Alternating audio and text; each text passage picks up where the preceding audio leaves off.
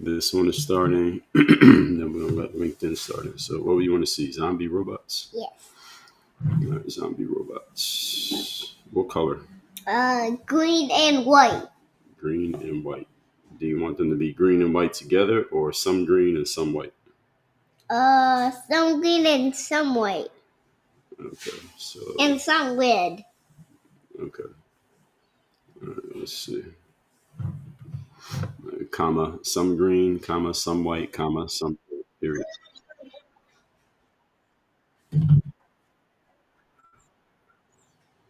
So, all right, look at this.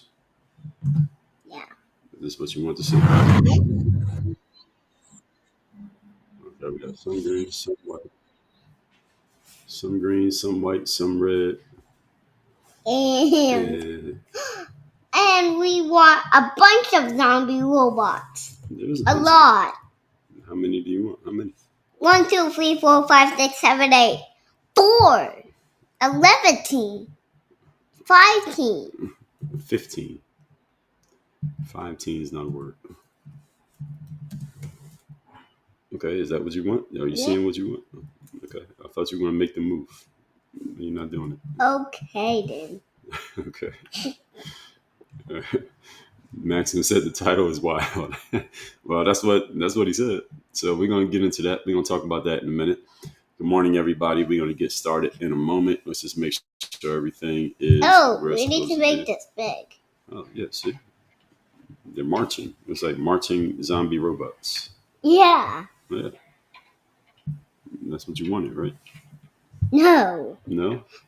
Look, there's regular zombie robots. Regular. Yeah, there's a cartoon drawing zombie robots. That's why they look like that. Why? It's This is called artificial intelligence. Do you know what that means? No. Oops. A lot of people don't know what it means. It's basically things that get created out of not from the mind of a person, but from the mind of this kind of zombie robots. It's an artificial mind. I found short zombie robots. Yeah, these are smaller zombie robots. These are bigger ones right here. See, this is a group. You see, there's a little army of robots. Yeah. Yeah. Okay. I see. You see. Okay, now in a moment I'm going to have to turn this off because I need my notes so I can do my live stream. All these people watching us. So I'm going to start my live stream in a minute, okay? Let's look up half blue, a lot of green, half red, half white. It is green, red, white. You see it right there. This is what we put in the prompt. This is called the prompt. Gonna have a lot of zombie robots with snow on them. You want snow on them? Okay. All right, you're good at making prompts because anything you think of, we can just put it in here and let's see what happens. All right, so here's green, white, and red zombie robots in snow. There it is. Good morning, everybody. Hope everybody's having a great day. We are going to get started in a moment. A lot of zombie robots. Can I have a lot of zombie snow on them? Yeah, how much more do you want? 1, 2, 3, 4, 5. Zombie robots with snow. This is what he's asking for. How many do you want? Look, there's a bunch of them right here. I see 6 in that picture right there. I see 10 over here. I see 4 over there. How many more do you want? 1, 2, 3, 4, 5. All right. This is 5, 6. Yeah, look, this is a whole bunch. This is 20 zombie robots in the snow. This looks like the White Walkers from Game of Thrones. Yeah. Good morning, everybody. Hope everybody's having a great day. We are going to get started in a moment. My son is using Grok to look at zombie robots, but we're going to put this away in a moment, okay? Because I need the notes for my live stream. Yeah. Okay, we're going to talk about Snoop Dogg. You know who Snoop Dogg is? No? No, he's afraid of watching movies with gay themes in them. Maybe I am too. We're going to get into that in a minute. We're going to talk about Snoop Doggy Dogg. Snoop Dogg had an issue with something that he saw in the movies. That's what we're going to discuss here today. Yes. Let's make an even bigger zombie robot. Well, the thing is with these images, this is the biggest image they can give you. So they're all about the same size. So you see these? This is as big as they're going to get. They can't get any bigger than that. We can make them big when they fly. Oh, yeah. That's a different prompt for a different reason. But we can't keep looking at this because I need my notes that I'm going to be using so I can do my live stream. Okay. Now, you can stay here for the live stream if you want. But if you don't want to, well, there you go. I'll see you later. Okay. My son's upset because I didn't leave the zombie robots up on my phone. But he don't need to be on screens anyway. So, speaking of screens, today we're going to talk about Snoop Doggy Dogg. He said he has a problem with having his grandson, not his son, his grandson, seeing movies that had gay themes in them. And we're going to talk about that and see what we think. So as y'all coming in, shout yourselves out in the comment section. Tell me your location. Tell me where y'all checking in from. Tell me locations in the comments. We are live on Rumble Studio. Good morning, Rumble. Good morning, YouTube. Good morning. Let me check on X. Make sure we are active on X. I see live ring. Yes, we are live on X. Good morning, X. Excuse me, we are live on Facebook. Facebook, Work on Your Game University. My name on X is Dre All Day. My name on YouTube, Dre All Day. My name on Rumble, Dre All Day. Facebook is Work on Your Game University. LinkedIn is also Dre All Day. Instagram is at Dre Baldwin. If you are not following me on Instagram, that's where you can see my daily story. Instagram story. I know TikTok has a story too, but I'm not posting that shit in 3 or 4 places. I'm posting in one place. If you want to see the story, follow me on Instagram.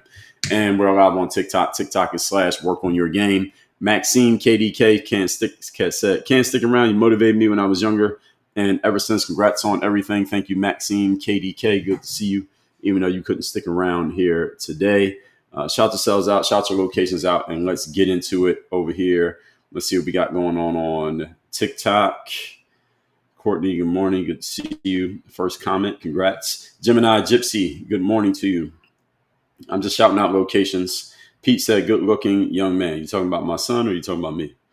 Pete, either way, I appreciate the compliment. Keep trying. Severe said, hello, what is your job? That's a good question. I'll answer that after I go through my intro. I introduce myself after I introduce the topic every day, so I will do that. Murphy the Mutt, good morning. Thank you for the share. Share more than once. Courtney, thank you for the hearts. Murphy the Mutt, Bristol, Tennessee is in the building. Lucian said, good parenting. Children want to learn from you. Give them your time each day. Yeah, that is true. Not on the screen, though. I indulge him with the screens every now and then, but you want to keep your kids off screens. These screens are not something for your kids, especially that young, generally speaking. Let's see. Iron Crest checking in from Austin, Burning Man. I know where Austin is, but what's Austin Burning Man? Or is that just your name? Is that your name, Austin Burning Man? Fire Free, NC, good morning. Iron Crest, Louisiana. Good morning to Louisiana. Jules from Sonoma County, California. Shout out to Sonoma County. Wifey Tips, thank you for the GOAT times 10. Ron Johnson, Lima, Ohio. Mona said, I agree with Snoop from Houston, Texas. Okay, we're going to talk about it. We're going to get into the details of what Snoop said. Carol Ann Collins from Newburgh, New York. Good morning. Red Duval is in the building. Good morning, Duval. Happiness Now from the ATL. Shout out to Atlanta. Done a lot of business in Atlanta. Ocean Park, Washington. By the Sea. Good morning to you. Free said, why are we worried about Snoop Dogg? The world is crazy now. Free, you starting the day already with a logical fallacy. I'm not worried about Snoop. We are using Snoop's comment for content. That's what I'm doing. I'm not worried about him at all. But congratulations to you. Let's give you a early morning round of applause. Congratulations to Free 518 for getting a logical fallacy award before I even started the damn content. So congratulations to you. I think that's the earliest logical fallacy we've ever had. Why are we worried about Snoop Dogg? Nobody's worried about Snoop Dogg. We are using Snoop Dogg's comments for content. That's what I'm doing. That's what social media basically is. We take something that happened and we talk about it. The world is crazy now. All right, that's fine. That's relative privation fallacy also. Detroit is in the house. Dwayne Mitchell, good morning. Kingdom Business, checking in from Indianapolis. Good morning. Karen Bishop, good morning. Lahet, buenos dias. Red, thank you for the follow. Prince Malik said, Dems are all Snoop now. Sheesh, oh well. No, I don't think they're all Snoop. I think Snoop says whatever he needs to say based on whatever he's thinking that particular day. I don't think this comment is going to do anything to hurt or bolster Snoop's career. I think it's going to be content that gets talked about for about 36 hours, and then everybody's going to forget that it ever got said in the first place. That's pretty much how it goes. So let's talk about what exactly is the topic here today. Why is this an issue? Brian Miller, real estate from Chicago, checking in over on Instagram. Good morning, sir. So Snoop Dogg recently stirred controversy. This clip came out yesterday. He was on somebody's podcast who I've never heard of. I don't listen to Snoop Dogg on podcasts. I don't think Snoop has much. Actually, I did listen to him when he was on the what's that guy's name? Joe Rogan. Snoop was on Joe Rogan. I did listen to that, and it was mildly entertaining. But overall, I mean, what are you going to learn from listening to Snoop Dogg? Probably not much. If Snoop Dogg is going to sing some songs, I'll listen. If Snoop Dogg wants to do nothing but a G thing, I'll listen to that. And some albums, some songs off his first album, I'll listen to that. But otherwise, I don't really care what Snoop Dogg has to say. But again, being that this is current events, what I talk about here, and this is an interesting topic that is not really about Snoop Dogg, by the way. So this is not really about Snoop Dogg. It's about what he said, because I think a lot of people agree with it. So we're just using Snoop Dogg. And because he's famous, everybody's talking about the fact that he said it. He's not the first person to say this. He's just a famous person saying it. So now everybody has a response to it. So he was on this podcast called It's Giving. I never heard the show. And he said he is, quote unquote, scared to go to the movies. That was his quote. I'm scared to go to the movies. He was saying it in a sarcastic, hyperbolic way, if you listen to the clip. Because what happened is he was watching this Pixar movie that's called Lightyear. Y'all familiar with this movie? I don't watch movies. My kids have never been to the movies. But there's a movie called Lightyear that Snoop was watching with his grandson. I heard the clip of what he was saying. He's watching the movie with his grandson. And there's a scene in the movie where a woman and another woman are in a couple. They're in a relationship together. And then one of the women gets pregnant and has a baby.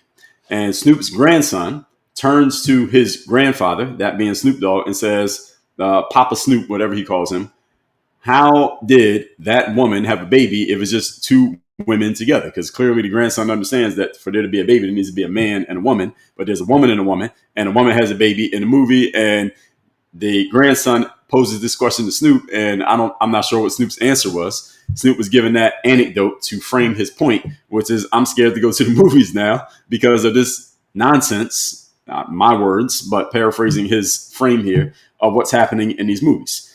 And his grandson asked, and he admitted that he was unprepared to answer the question. And what he says is, I just came to watch the goddamn movie. That was Snoop's language. I came to watch the movie. And instead, he deflected and basically changed the subject. And it led to a whole bunch of backlash online. Again, backlash that'll last about 24 hours and everybody forget about this. So many people are calling his comments homophobic. Critics are highlighting his pattern of problematic. This is funny just even saying this. Critics are going to highlight Snoop's problematic past of negative remarks toward the LGBTQ community, which is funny to me. And I mean, the Snoop Dogg, what the hell are you expecting? He's a degenerate rapper from the hood who raps about girls and smoking illicit street pharmaceuticals and calling women H's and B's and calling men N-words and killing people, and actually did kill somebody and went to court and beat the case. What are you expecting out of Snoop Dogg? I mean, it's not like this guy's some damn college professor, but people are trying to take this seriously. This is nothing but virtue signaling nonsense, but we're going to use it anyway for content because why not? Because that's what we do. And defenders are saying he was simply caught off guard in a heartfelt moment between a grandparent and a grandchild, and he was telling the story.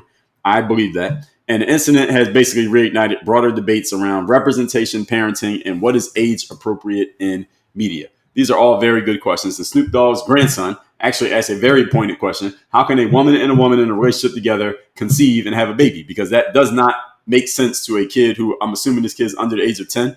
How would he be able to make sense of that? Now, scientifically, if you're 27, then you understand that there is a way that technically can happen, but it's not just because the woman and the woman. They had to go do something else that involved the sperm of a man. And how do you explain that to some 8-year-old? I don't know how old Snoop's grandson is. But this is a legitimate question. And we're going to address this legitimate question here today, not about how can two women in a relationship together conceive a baby. I think any of you can Google that and you can get the answer. The question that we're going to address is, does it make sense for there to be movies or content, period, whether it's a movie, internet content, a video, YouTube, whatever, that is depicting things that are highly, for lack of a better term, let's just call it highly LGBTQ. And it's explaining these alternative lifestyles, because those are alternative lifestyles, even though they may have been accepted into the mainstream, they are still alternative lifestyles, and pushing these ideas or seeding the idea of these lifestyles being a normal thing. Should this be being shown to kids who are prepubescent and don't quite understand how they work or how they make sense? Is there a conversation to be had about that? The answer is hell yes, there's a conversation to be had about it. There's a very important conversation to be had about it. And if you are a parent or a grandparent, you are overqualified to be the one having the conversation. being that a lot of people in the LGBTQ world, many of them, I'm not saying all of them, but a lot of them are not even in relationships and are not going to conceive kids. You are unqualified to tell somebody who does have kids what they should be listening to or not listening to, seeing or not seeing, being influenced by or not influenced by when it comes to somebody else's kid, and you don't even have any damn kids. And this is especially for those who call themselves either members of or supporters of or both of the LGBTQ community, putting these messages out to our kids. So as parents, we damn sure have a say. We have a huge say. We have the most say, and we have the final say.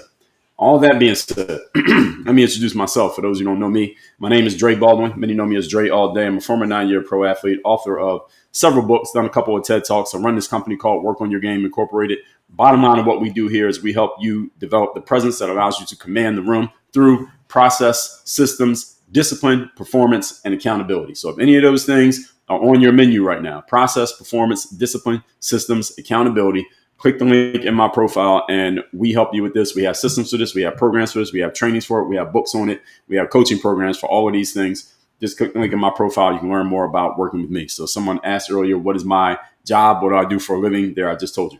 And one of the other things I do for a living is these live streams. So these are fun to do, to just talk about what's happening in a current event. It helps me practice on explaining my thought processes, where for the most part, I'm just going off the cuff. I have a couple notes on everything I talk about, but I'm mostly just going off the cuff and then responding to you all's comments, because I never know what's coming in the comments. That's when you really show how good you are at speaking in public, when you respond to something that you didn't know was coming, which is the comments, which we'll get to in a minute. So to let you all know the format of what we do here, please get the likes up on TikTok. We're at 9,000 likes. And yesterday I played a little bit of sound when I wanted more likes, but we can't do that because I got a couple of these platforms, Facebook and YouTube. I got notices from both platforms that if you play copyrighted music, there was some copyrighted music, you can't do that. So anytime I want more likes, I'm going to play this instead.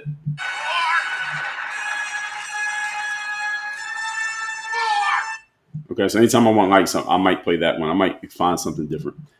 It's something that is, let's see, more. Maybe this one. Have some more chicken.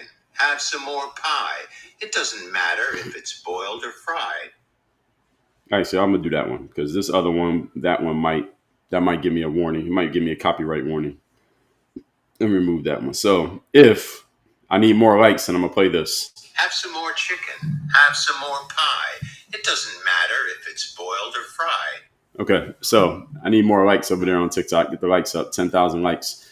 So tell you all what we do here is, I'm going to get to 100,000. Every day is 100,000, by the way, on likes on TikTok. So all you got to do to like the live on TikTok is tap the screen. So if you like what I'm saying, if you don't like what I'm saying, if you enjoy the conversation happening in the comments, even though I'm not reading the comments yet, if you think this is entertaining, if you think it's funny, if you think I made a good point, just like the live. All right, that's the way you can show your appreciation, is by liking the live, all y'all watching on TikTok. So what I do here, for those who don't know, is I spend about 45-ish minutes from the starting point. I'm already at about 27 minutes on my clock right now, and I literally am timing myself. Y'all see the timer right here. So I'm timing myself doing this. And I take time to go through the content. That's me sharing my points. I try to give you both sides of the conversation. I tell you what I think about both sides of the conversation. Doesn't mean I'm on both sides. I may be strongly on one side, but I will still present the arguments of the other side, and I will tell you what I think about the arguments of both sides of the conversation. I'll go through that. After I'm done doing that, then I open it up and I start reading the comments and I start responding to people's comments. Most of the comments usually come on TikTok, but if you leave a comment on another platform, I see that too. I'm live on 7 different platforms right now. So Rumble, YouTube, LinkedIn, X, Facebook, Instagram, and TikTok. So I'm live on 7 different platforms right now. So if you have a comment or question or something you want to say, put it in the comments. I will respond to it. Be careful using logical fallacies against me. I'm very sensitive to logical fallacies. I will call them out and I will point you out, and we give out awards for logical fallacies. So if you make a really good point, I will give you a round of applause if you make a good point. If you try to use an ad hominem, that means attacking the person rather than the point, you get this. Is that like a personal attack or something? Let me turn the volume up. Is that like a personal attack or something? If you try to use an ad hominem, you get that one. If you try to be funny, but your joke's not actually funny and it's an appeal to ridicule, then you get... Oh, I like your funny words, Magic Man. All right, that's what you get if you use a appeal to ridicule logical fallacy. And if you use the most common logical fallacy we see here, also known as the straw man. Then you will get Strawberry cheesecake. this is the most common one. So let me play that one again. Strawberry cheesecake. All right, so those are the rules. Everybody got it? Any questions? Good. So Snoop Dogg's discomfort reflects a generational gap, allegedly, that he was caught unprepared in the moment when his grandson asked about LGBTQ family dynamics, and it underscores how parents or grandparents sometimes miss impromptu opportunities to teach. All right, this is a complete bullshit point. All right, this is not what I actually believe. I'm just giving y'all the points, and I'm telling you what I think. But this point is complete nonsense. No, he didn't miss anything.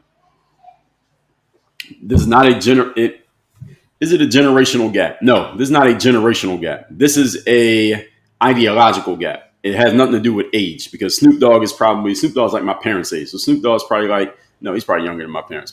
Snoop Dogg is probably like 50 something years old, 55. He's probably around that Jay-Z, Diddy range. He's in those guys' age group.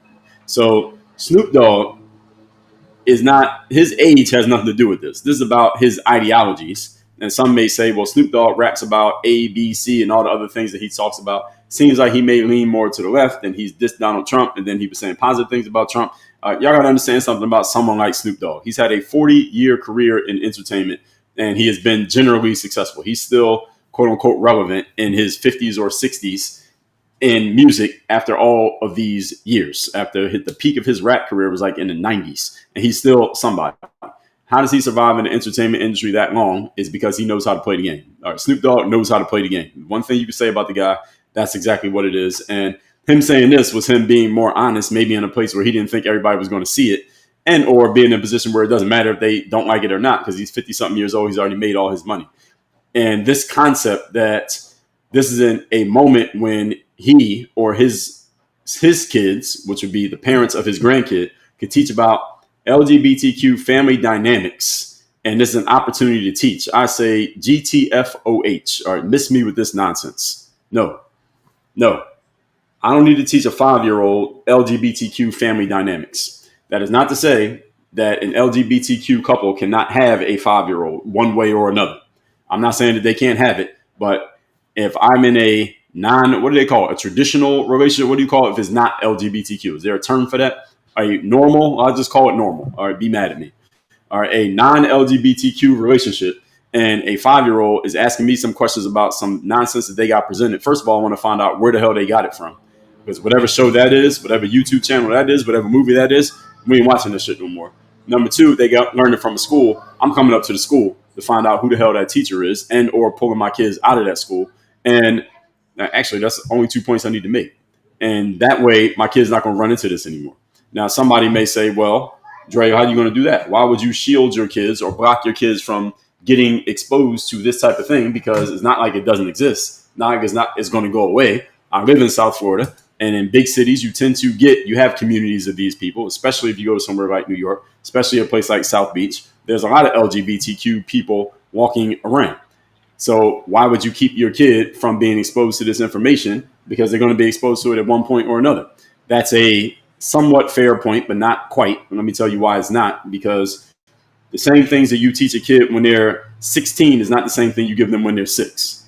There's a certain things that a 6-year-old needs to know and understand and be exposed to that they don't need to be exposed to and there are other things they don't need to be exposed to until they're 16, 17, 18 years of age, when their mind has grown more, they're more mature, their foundation has been set by their parents, and any nonsense they get exposed to when they're 16 does not get absorbed into the subconscious as easily as some nonsense they would be exposed to when they were 5.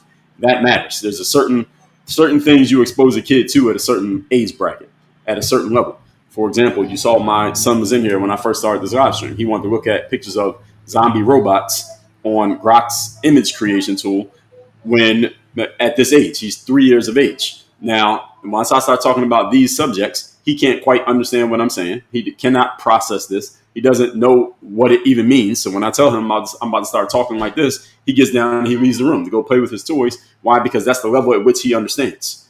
So you don't start explaining LGBTQ lifestyles to a 6-year-old or an 8-year-old because they're not ready to understand that.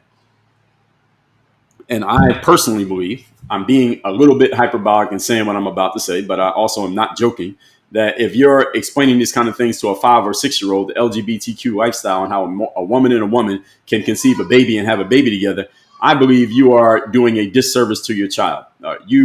That is a psychological abuse you're doing to your child. That's, again, I'm being hyperbolic, but I'm also not joking. That's not something that a kid that age should be having implanted in their mind. That, to me, sounds like you're grooming the child. That's what it sounds like to me.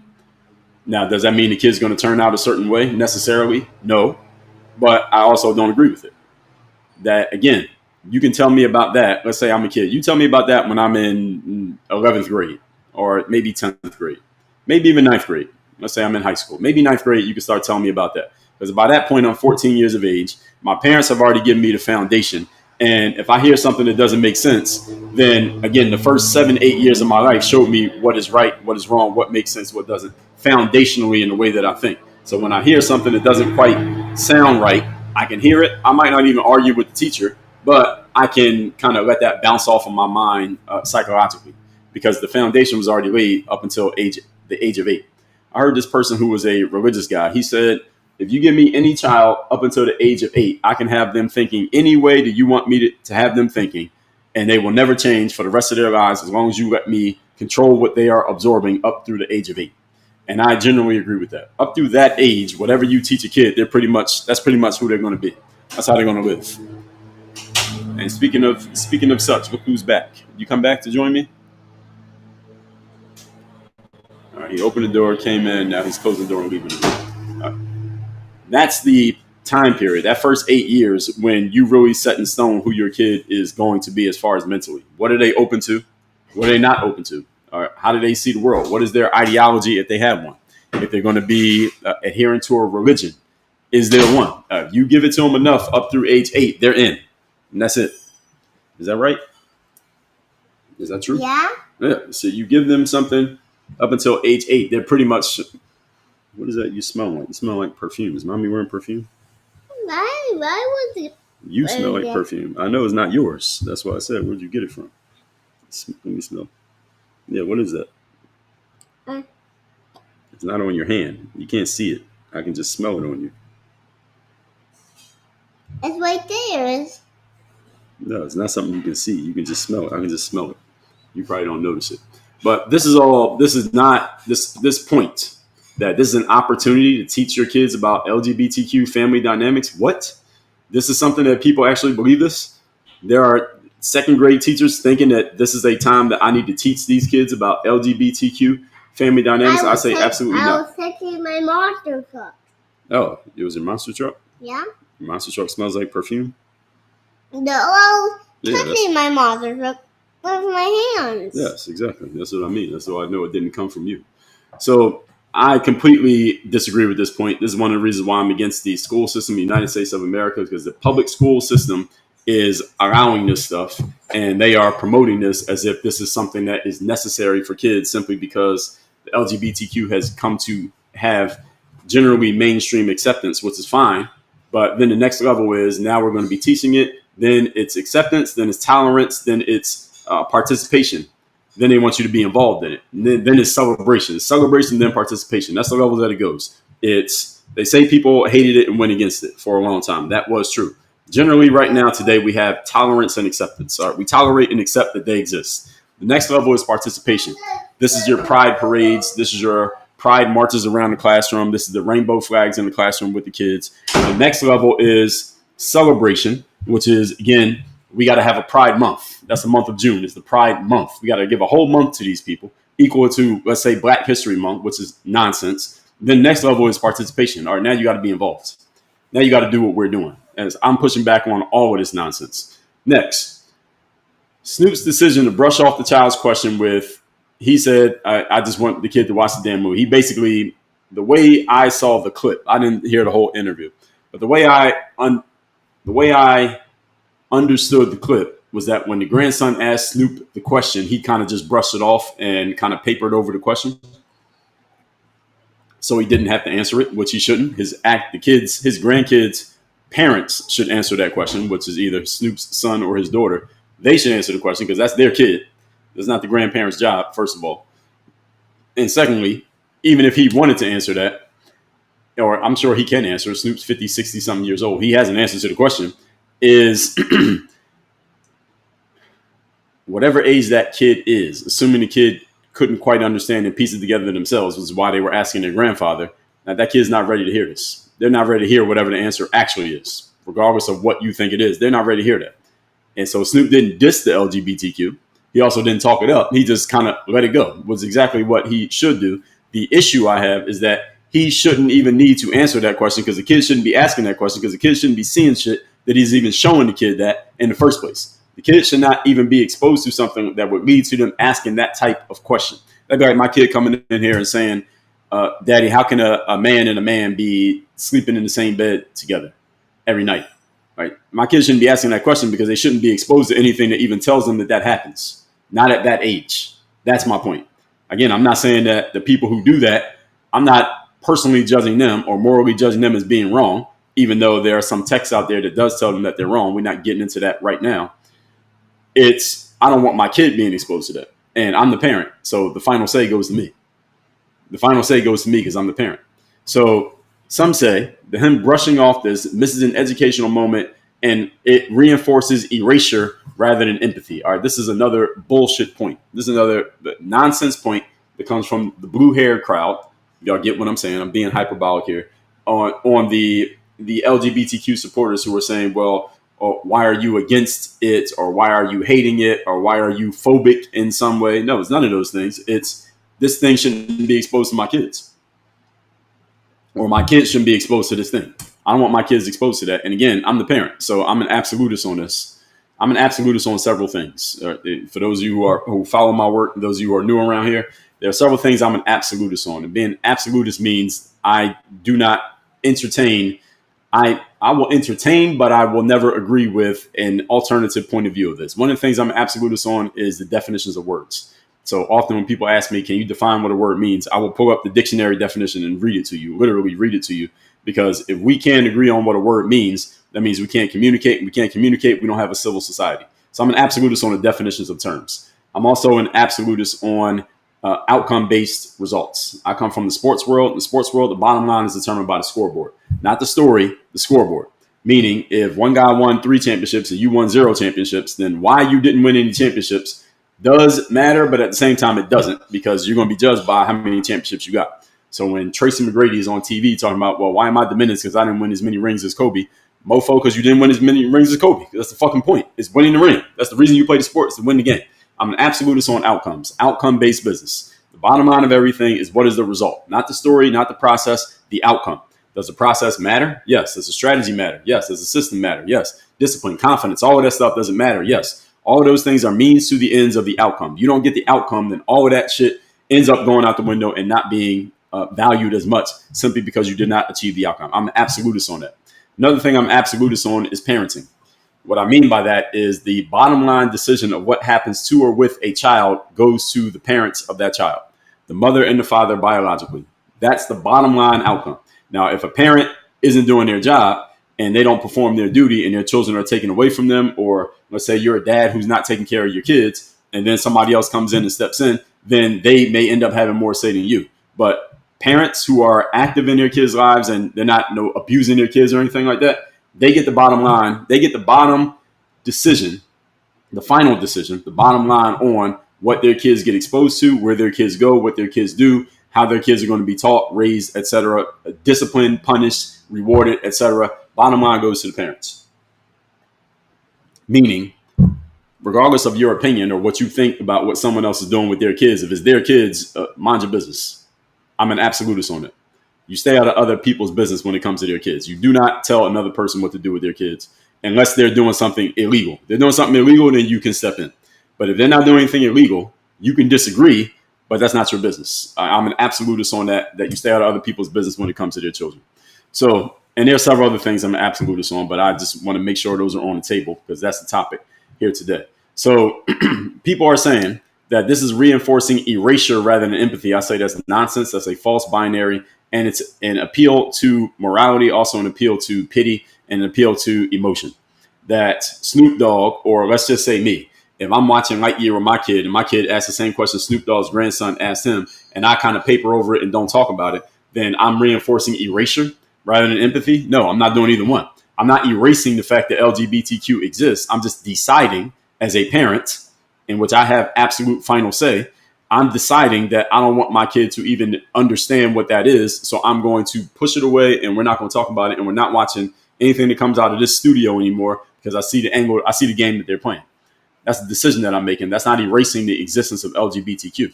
That's me making a decision as a parent. And it's also not me being non-empathetic towards the LGBTQ world. First of all, if LGBTQ exists, that's people who are living these alternative lifestyle, lesbian, gay, bisexual, what's the other one? Transsexual, queer, and everything else. They got the plus sign, which basically is a catch-all for everything else. I am not non-empathetic to them. I'm just saying, all right, don't bring that shit to my front door. That's what I'm saying. And I got a right to that. Why? Because it's my door. And those are my children, and I make the final decision. So I don't need to be what you consider to be empathetic. Your judgment or your discretion, let's say, of what equates to empathy and what doesn't equate to empathy is your business. That ain't my business. Your way of saying what is empathetic and what's not empathetic has nothing to do with me because I don't have to operate by your definitions. I'm saying that to everybody on any subject. If I'm the parent and I'm saying this is the way it is, and you come in and saying, well, we see things this way and it could be this way and that way and the third way, I say, cool, I appreciate you sharing your opinion, but what the fuck that got to do with me? Just like Big Worm said to Smokey. Remember in Friday when Big Worm said, give me my money for the pharmaceuticals you're selling for me? And Smokey said, well, you know what happened? Craig got fired from his job yesterday. And Big Worm said, what the fuck that got to do with me? All right, that's what I'm saying. Anybody in the LGBTQ world wants to tell me about empathy. They ain't got nothing to do with me. It ain't my business. That's your business. All right, these are my kids. And what happens with my kids and what they learn, what they get exposed to, and how they think, not how they think, but the lifestyles they get exposed to, as long as they are under my discretion, are my decision and decision of the parents, the biological parents of the kid, period. Unless they have some legal guardians that ain't the parents. So this whole thing, critics are saying that dismissing curiosity denies representation its power to foster understanding across differences. This is perfectly right out the corporate brochure. Let me read this again so y'all can get this language in. Notice the tricky language in here. Actually, it's not tricky. It's just very clever language. Dismissing, this is what the LGBTQ would say to Snoop. When you dismiss curiosity, you deny representation its power to foster understanding across differences. Now, who could argue with that? That's why this is very clever verbal sleight of hand. I got to be very careful with these people who are these people are very smart. They often come out of institutions of higher learning. They often have advanced academic degrees, and they are really good with putting words together in manipulative ways that you can't really shoot back against anything that they say by the word. By the letter, there's nothing you can say about this that's wrong. Let me say it one more time. This is beautiful. Actually, I disagree with it completely, but it's beautifully worded. Dismissing curiosity denies representation its power to foster understanding across differences. I got to smile when I read that because it's so perfectly worded. It's a whole bunch of bullshit, but it's perfectly worded. And this is how they are able to push things on societies.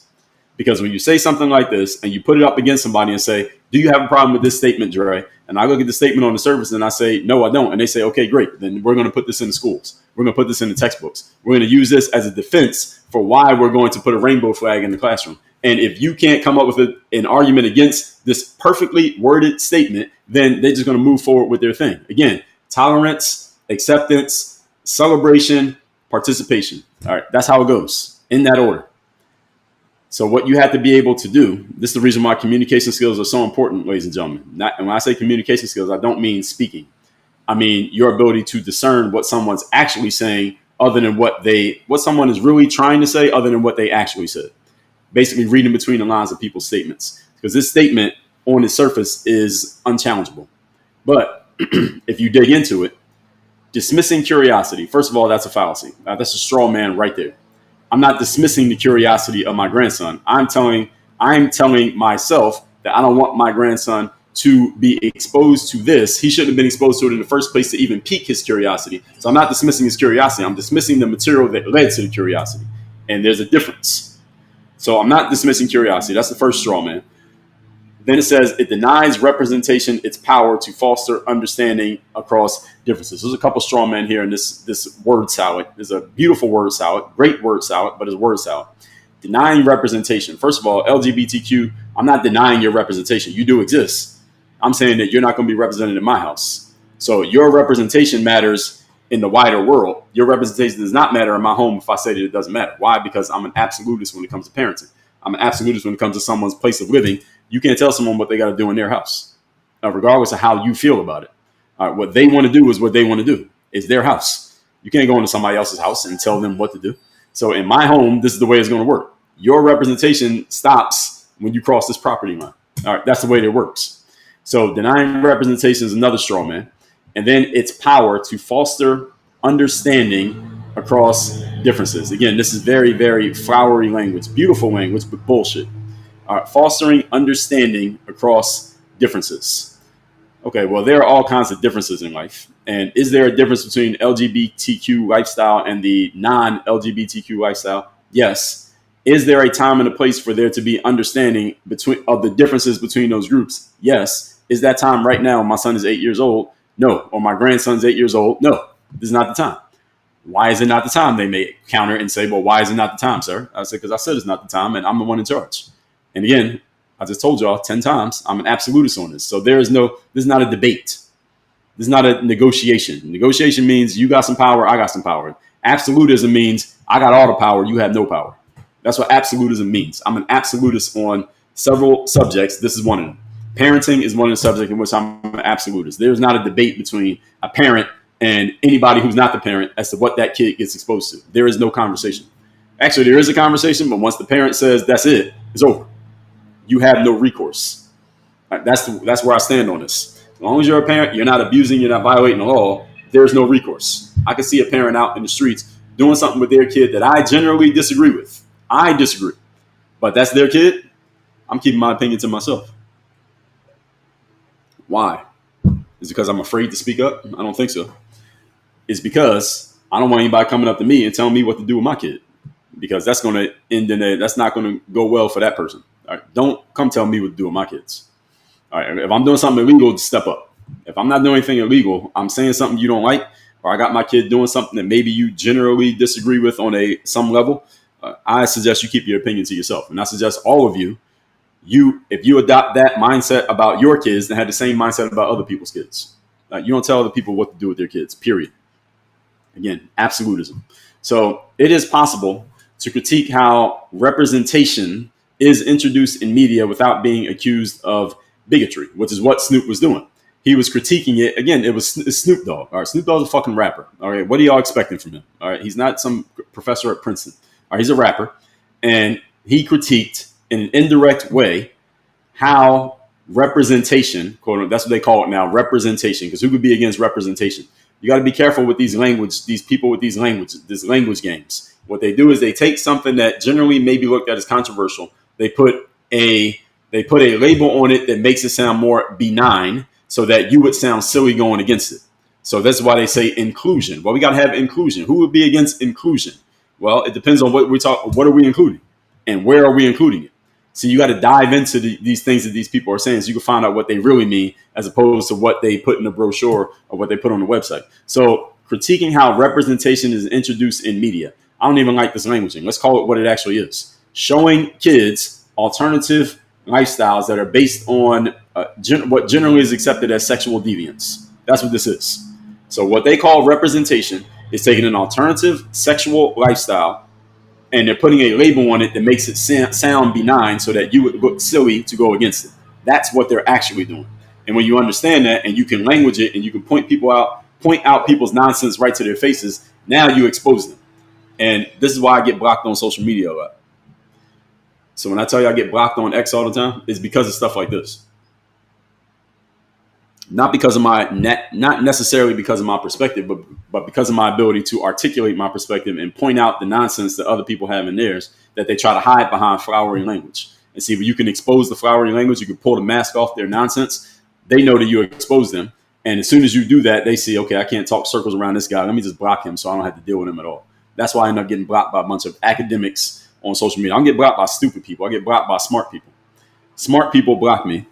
And just because they're smart doesn't mean that what they say is right. They're smart enough that they can talk and they can hoodwink people with their language, but they can't hoodwink me with the nonsense. And as soon as they see that they can't, they eliminate me from their space so that I don't come in there tainting their how do I want to call it? Their little verbal parties, let's just say, when they're manipulating other people with their language, people who can't point out what they're doing. So this representation word, I reject this word, period. That's why I reject diversity, I reject inclusion, I reject equity. Because these words sound benign on the surface, but when you dig into what they're actually doing is a whole different story. And that's the reason why you've heard me repeatedly trash DEI policies, diversity, equity, and inclusion, because it sounds good, but when you look into how they're actually implementing it is a whole different story. So yes, you can critique quote unquote representation without being a bigot. And that's what Snoop was doing. Now, some supporters say Snoop's reaction is discomfort with how sudden the portrayal was, not with the concept itself. I don't know how Snoop feels about the concept. I would guess, given that Snoop's been in the entertainment industry for 30, 40 years, and that Snoop has rapped about a whole lot of things that if you want to take his lyrics, you want to take Snoop's lyrics literally. Snoop has literally rapped many times about, again, if you're taking it literal, homosexual activities with other men. Snoop has rapped about that many times. So if you take his lyrics literally, I don't think Snoop has a problem with sexual deviance. Does anybody think Snoop has a problem with sexual deviance? I don't think so. I think Snoop has engaged himself, participated himself in much of it over the last 30 years. I don't know for a fact, but if I would just guess by listening to his raps, knowing the industry that he's in, knowing about the entertainment industry in America, which if any of you don't know about the entertainment industry in America, is a whole bunch of gay males, a whole lot of them. Any of you been in entertainment, put the word cosign in the comments. Just to make sure I don't want to just pass that off and tell you got to accept it because I said it. Any of you has ever worked in the entertainment industry anywhere in America, be rapping, any kind of music, entertainment, TV, modeling, anything like this, put the word cosign in the comments. If you cosign what I said, that the entertainment industry in America is a whole bunch of gay males. That's what it is. Now, Snoop Dogg presents as a heterosexual male. He's been in the industry for 30 plus years. I'm not accusing Snoop of anything. What I'm saying is I think Snoop has participated in a good amount of sexual deviance. Even if all of it was with women, he's done enough of it. I don't think Snoop has that much of a problem with sexual deviance. Now, at the same time, it sounds like Snoop has a conscience, meaning even though he's done what he's done at 50, 60 years old, he doesn't want I don't know how old his grandson is. I'm just assuming 8 years old. He doesn't want his 8-year-old grandson being exposed to this type of stuff yet. And that's a smart thing of Snoop. Carmen, Indiana, I see you said presents, etc. Well, that's all we know. Again, you listen to Snoop's raps. Snoop has said some things in his raps that I would never say out of my mouth. I've heard Snoop say some things in his raps about homosexual activities involving other men. He said it in a way that sounds like he's happy about it, proud of it, and would gladly do it. That's what he said in his own raps. Listen to his music. All right, he said that out of his mouth. Pause. So Snoop's reaction is discomfort with the portrayal, not with the concept itself. And he has a right to that. And he doesn't have to give clarity. He doesn't have to give a clarifying statement on that just because he got pushback from the LGBTQ. So what? They got pushback. Have pushback. What's that got to do with my opinion? The answer is nothing. So critics note that in a media landscape that still marginalizes the LGBTQ, this is what people say against Snoop, that the media still marginalizes LGBTQ. So stories, visibility, and even in kids' films is vital. I say absolutely not. Absolutely not. I got to find a sound for this one because this one we need. Let's see. It might take me a... You're not that guy, pal. Trust me. You're not that guy. Okay. Yeah, so this concept of this is what we're doing. I'm adding this to my favorites, and I'll use this sound more often. Somebody says that Snoop or LGBTQ needs more representation in kills films. You're not that guy, pal. Trust me. You're not that guy. Okay. No, absolutely not. And let me see. What I really want is that Borat sound where he used to say "not." Y'all remember that? You suck. No, not that one. All right, we'll just stick with that one for now. I don't have time to go searching through all of these. So, no. No. That's the Destiny Child song. No. So, LGBTQ children and families, they say, deserve to see themselves reflected positively, and mainstream media shapes acceptance. I understand this frame, and I understand why people agree with it. I also say 100%, 1000% reject it. You're not that guy, pal. Trust me. You're not that guy. No, absolutely not. And what is it? What are they even talking about? LGBTQ children. What does that even mean? They're teaching kids to be LGBTQ. I remember I was at a conference in Orlando. This is probably about 2 or 3 years ago. I'm at this conference in Orlando, and it was the day before the event. The event was starting like on Tuesday. I'm there on Monday. And I go down to the restaurant at the hotel, and there's only one restaurant, so everybody's at the restaurant. And there's this woman hanging around there, and she gets introduced to me. I don't know if she was attending the event or not. Maybe she was just hanging around because it's a big hotel. So some people are just at the hotel. Some people are there for the event, but a lot of people from the event are in the same spot. And I'm shaking hands, getting introduced to people, whatever, because I'm speaking at the event. And this woman walks up, and I get introduced to her. She has on a T-shirt that says "Protect Trans Kids." She pulled the shirt like so you could see it. And I'm like, well, first of all, she looked like the type of woman who would be wearing that type of T-shirt. If you get what I'm saying, y'all just imagine, what do you think that woman looked like? She's wearing that T-shirt. She's walking around making sure you see it. It's not like she was just wearing it. She was holding it out to make sure you saw it. And this whole concept of LGBTQ kids, how does a kid become LGBTQ? I don't think a kid just wakes up one day and says, "Hey, mom and dad, guess what I figured out?" Are you 9 years old? How do you figure that out? How do you figure that out? Dwayne Wade, one of my favorite basketball players, when he played, how did his kid become that? His kid was like, what, 10, 11, something like that? And again, I just said, some of you may say, Joe, you're contradicting yourself. You said that you're an absolutist when it comes to parents and talking about how people raise their kids. I'm bringing up Dwayne Wade because Dwayne Wade put this on the cover he put it on TV. So you put it on TV, it becomes a current event. So I'm not saying this as a parent. I'm not talking about Dwayne Wade as a parent. I am, but I'm not, because he made it news. So you make it news, it becomes fair game. Now, he made it news. My kid is LGBTQ. My son is now my daughter. And we want everybody to know about it. And we're going to put our daughter on magazine covers and on the internet. And they're going to get awards for this. And we want everybody to applaud us for this. So at that point, Dwayne Wade, you made this public news, which means it can be discussed. If it was just you with your kid and I just saw you in the neighborhood walking around and your boy was a girl, I keep my opinion to myself unless he asks me. But since you made it news, we're talking about it. How does your kid at that age decide that they're LGBTQ? How does that happen? That requires the assistance of an adult. A kid can't decide that on their own. They don't have the mental weaponry to even figure that out, let alone do they have the verbal ability to explain it. How does a kid get there? Somebody help me out with that. How does that happen? And they went around parading this. Dwayne and his wife, Gabrielle Union, they went around parading this. Right? They want celebration for this. As parents, if that's what you want to do, that's what you want to do. But as public figures, you made this a conversation. That's crazy. And Dwayne Wade, one of my favorite players, playing ball. But that is crazy. What he did there, that's crazy. So this whole idea that LGBTQ is marginalized, which means people need to see themselves reflected positively. This is a nonsense frame. You're not that guy, pal. Trust me. You're not that guy. Okay. No, I disagree with this. The reason why I disagree with this is, first of all, this is emotional. This is what we call emotional blackmail. Emotional blackmail is when someone gives you some negative, heartstring pulling emotional story that makes you feel sympathetic for another person or group. And then they follow up while you're in that moment of sympathy by telling you, because you feel sympathetic for this group, that means you should do this thing for this group. So since you feel sympathetic about the fact that LGBTQ is still marginalized in wider society, that means it's okay for us to put LGBTQ in movies, even kids' films, to make sure that they are no longer marginalized. We're going to fix the problem by no longer marginalizing them. We're going to frontline them so it becomes more normal, because look how much they're being marginalized already. So let's fix that by putting it in kids' films. That's emotional blackmail. They're using your emotions against you. Now, I'm not saying that emotional blackmail is some crazy, terrible, illegal thing, because people use emotion all the time to sell. Many of you, when you're sold things, you're sold based on emotion, not based on logic. So I'm not against the concept of using emotion, but I'm still pointing it out that this is emotional blackmail.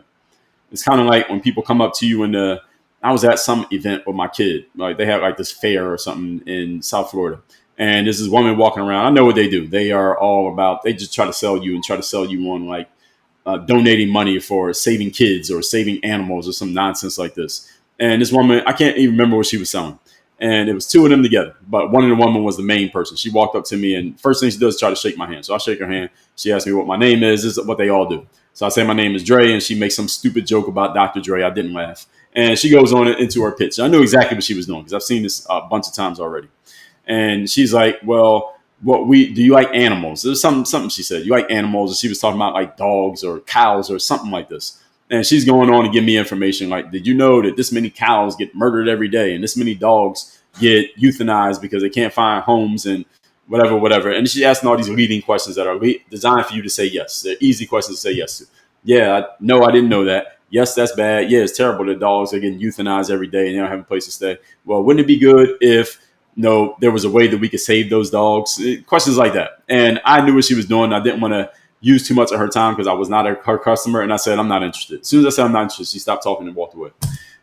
The whole thing is this is emotional blackmail. That's what people use to try to get you to accept things or go along with things that you generally would say no to if you were thinking on a logical level. Now, I happen to be a person who thinks very logically, much more than I think emotionally. So I can catch this stuff and point it out. But a lot of people can't catch this stuff and point it out, let alone a lot of people have the disagreeableness in them to point it out right to somebody's face. See, I have those tools, so that's why I can call this stuff out.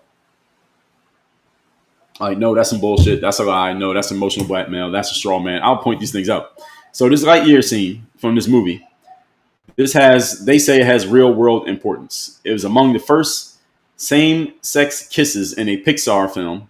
And first there was protests and it got put away. Then it got taken out of the film. And then they put it back in the film because people at Pixar said it should be in there because it is a sign of cultural progress. I disagree. Excuse me. I disagree with the people at Pixar. They should have left this out of the movie. So some say removing it or criticizing it can be seen as pushing back against visibility gains. Let me say that again. They say removing it or criticizing it can be seen as pushing back against gains in visibility. I say Strawberry cheesecake. This is a straw man frame. The reason there's a straw man frame is because even if I am pushing back against your visibility gains, okay, there's certain things that don't need to be visible. There's certain things that don't need to be visible. So it's like it used to be back in the days, before we had smartphones. Those of you old enough to remember, you would go to a bookstore or like the magazine stand. Let's say a magazine stand at the airport, bookstore, whatever. And they had the corn magazines. All right, the ones with the girls with no clothes on. They used to have those hidden behind. It would be like the magazine would be there. You could see there was a magazine, but it would be this black plastic shade right in front of it. So you couldn't actually see the cover of the magazine. You could see the title. It said Penthouse, or it said, what's the other ones? Playboy. You could see the title at the top, but you couldn't see the body of the person on the cover because often they didn't have any clothes on. And why'd they have that black square in front of it?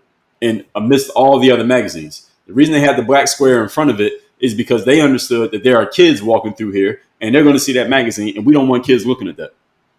We don't want kids looking at that stuff. So we're going to cover this up. The adults can see what it is. And if you want to buy the magazine, okay, you grab the magazine. You can see what's on the cover because you're the one paying for it. Then you can go and read that or whatever it is you're going to do with the magazine. Nowadays, the stuff that they used to cover up with that black plastic square in the magazine stand, you can find that on Instagram. Ain't no black cover on it. You get that on Instagram for free. You get it on TikTok. It's heavier on Instagram, but it happens on TikTok. You get it on X. It's wide open on X. I don't know what Elon Musk is doing or why he's doing it, but you can see straight up all of it, corn on X, like straight up everything. I'm talking everything on X. Y'all seen this on X? So any of you been paying for it, you get it for free on X. I don't know why Elon allows it. A lot of people were talking about it for a while. It was trending for a day or two, maybe several months ago. But it's all on there on X, 100%. The full action, everything. Y'all get what I'm saying? So just because you're pushing back against the visibility of something does not mean you're doing something wrong. That's why this is a straw man. The straw man is that people are posing that anything that we're making more visible must be good. And if you're against anything becoming more visible, then somehow, some way, you are bigoted or hating or phobic. That is bullshit. That's not true. You're not that guy, pal. Trust me. You're not that guy. Okay. Now, that's not a thing. There's a lot of things I push back on the visibility of, and me pushing back on the visibility does not make me wrong and you right. It doesn't make me some type of attacker and you a victim. What are we talking about? What's the context of the visibility? Do I want you to take some? Do I want you to get a man who's in drag and dancing and scantily clothed and dancing in drag? Do I want him to come to my third grader's classroom and do a dance? All right, it's visibility. All right, it's exposure. It's letting that man be seen. It is normalizing his lifestyle. Is that okay? Because if that's the case, then we can make everything. We can just be visible with everything. Why don't we just do everything? I've explained this concept many times, folks. There's a scientific scientific law that is known as the law of entropy. The law of entropy states very simply that everything in the world is always moving into a state of more chaos and more disorder. The only thing that stops chaos and disorder from occurring is when you have standards, rules, and parameters in place to stave off the nonsense. Standards, rules, and parameters block disorder and chaos. This is the reason why if you take a classroom of second graders and you remove the teacher, the classroom becomes a zoo because just the kids in there by themselves and they'll just act up and act like second graders. You bring a teacher into the classroom who is respected by the students. Those same kids are sitting at the desk with their hands folded, waiting to be told what to do.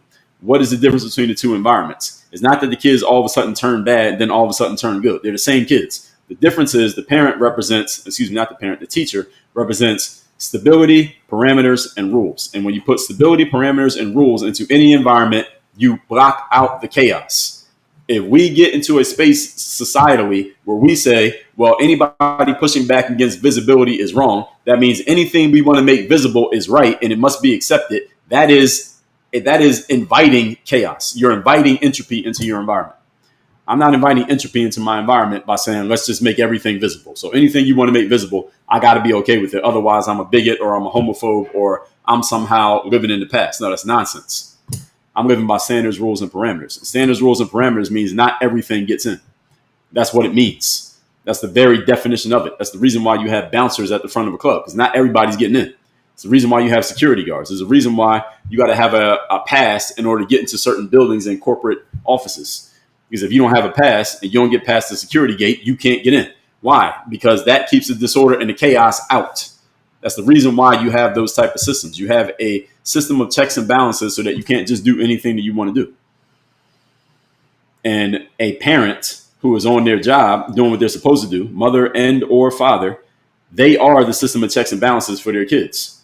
And a parent, again, as I told you, has absolute authority over what their kid gets exposed to. As long as the parent is doing their job and not doing anything illegal, you're providing food, clothing, shelter to that kid, you have absolute authority when it comes to what that kid gets exposed to and what that kid does not get exposed to. There is no debate.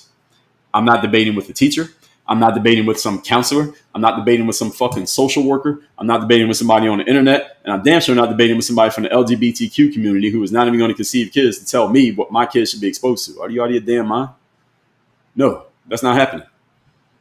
And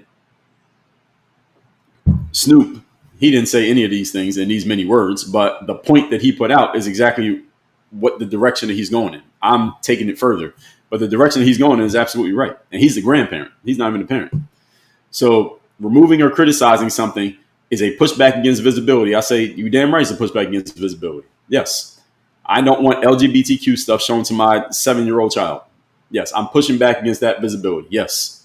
I'm pushing back and I will keep pushing back until it isn't trying to come forward anymore. You keep coming forward, I'm going to keep pushing back. And we can do this as long as it takes. I got a lot of stamina, but it's not coming in here.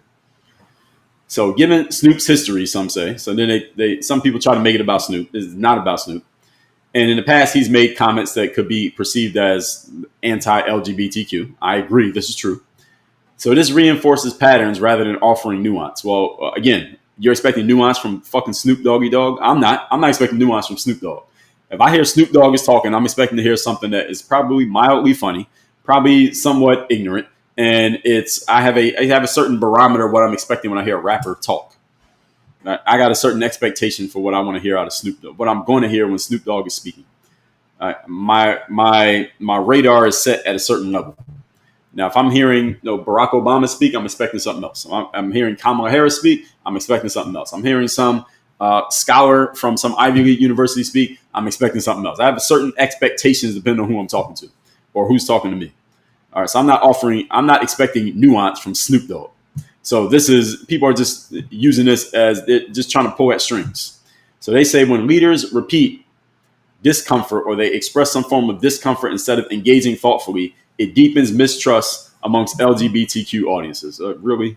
Strawberry cheesecake. This is a classic straw man. You're not that guy, pal. Trust me. You're not that guy. And I completely disagree with this. All right, first of all, Snoop Dogg is not a leader of anything. He ain't no leader to me. Snoop Dogg's not leading me anywhere. Only thing I want Snoop Dogg leading is just sing the damn song and be quiet. That's all I want Snoop Dogg to do. Just sing the song. I want to hear gin and juice. Just sing the song and then be quiet. Don't stop talking. And him repeating discomfort. He can have as much discomfort as he wants. And I don't need Snoop to engage thoughtfully. Do you all listen to rappers talk for thoughtful engagement? Now, there are some rappers who actually are thoughtful. I'm not saying every rapper. I'm using rapper as a general point. Most rappers are not thoughtful. Most rappers are not that intelligent. They don't have much intellectual depth. They make money by making raps that generally the most popular rappers out there are talking about degenerate things. It's the women are B's and H's, the men are N-words, and they're disrespecting the women, they're killing the men, and they make it sound funny, and they make it sound interesting, and they make it sound cool, and they put it to a beat, and they make money off of it. Listen, I listen to the music. Okay, I'm not knocking the music. I listen to it myself, but I understand what I'm listening to, and I understand the context that is in, and I put that in this box over here. When I want to work out, I listen to that. If I'm looking for something thoughtful to challenge my mind and give me some food for my mental, I'm not listening to some damn rapper or an athlete for the most part. So I don't call Snoop Dogg a leader. If you're even framing Snoop Dogg as a leader, you're already lying. You're either lying or you're just not that smart. So if you're a fan of rappers and you consider rappers to be leaders, you just are not that intelligent. And if you're calling Snoop a leader as a way of trying to hold his statement accountable for a whole group of people, then you're just using him as a pejorative, and that's just a straw man. Strawberry cheesecake. Snoop Dogg is not a leader. He is not a representative of any community of people with any level of intellect. And again, I like Snoop Dogg for his music, but I don't want Snoop Dogg doing something he's supposed to be doing. Again, you don't go get a cheesesteak from McDonald's. That's not what they do. All right, you use them for what they're good for. All right, Snoop is good for certain things, and he ain't good for other things. But he did seed this conversation. Now, the backlash shows that social media's role in holding public figures accountable. Even beloved artists aren't immune to scrutiny. So this is another nonsense point. Most of the points around this conversation are completely nonsense. But the good news is y'all have me here, and I can put some actual meat on these bones and some meat and potatoes on the plate instead of a bag full of potato chips that you would get from a lot of this nonsense that people are saying. That Snoop can be held accountable. How are you holding Snoop Dogg accountable? How are you holding him accountable? You're going to talk about him on the internet? That's holding him accountable? That's not holding anybody accountable. Talking shit on the internet is not accountability. Whether you're talking positively or you're talking negatively. Talking about somebody on the internet does not constitute accountability. And a lot of people like to throw that out there as if it means they're doing something. No, it's not. You're not doing anything. Pushing back against your favorite politician or your least favorite politician on the internet is not accountability. What are you actually doing? How are you holding them to account? What's going to happen because of what you said? If you can't answer those questions, then it's not accountability. Accountability means that there can be actual punishment and something tangible will occur based on someone doing or not doing something that you wanted them to do or didn't want them to do. That's accountability. Accountability is your parents say your curfew is 11 o'clock. You come home at 11:30 and now you're grounded for a week. That's accountability because something actually happened because you didn't follow the rules. Somebody just giving you a dirty look or talking bad about you on Facebook is not accountability. And I know a lot of people want to believe that that's true because it makes you feel like you're doing something because you're just sitting there talking at your fucking phone. You're doing nothing. All right, let me tell you the reality. You're not doing anything. You want to hold somebody accountable, you got to put something on the line. You put nothing on the line, you're doing nothing. That's the way it works. So, and I'm an absolutist when it comes to that as well. Now, a lot of people tend to think just saying stuff means you're doing something. You're not doing a damn thing. So let me just remind you of reality. And most people are doing a whole lot of nothing but talking.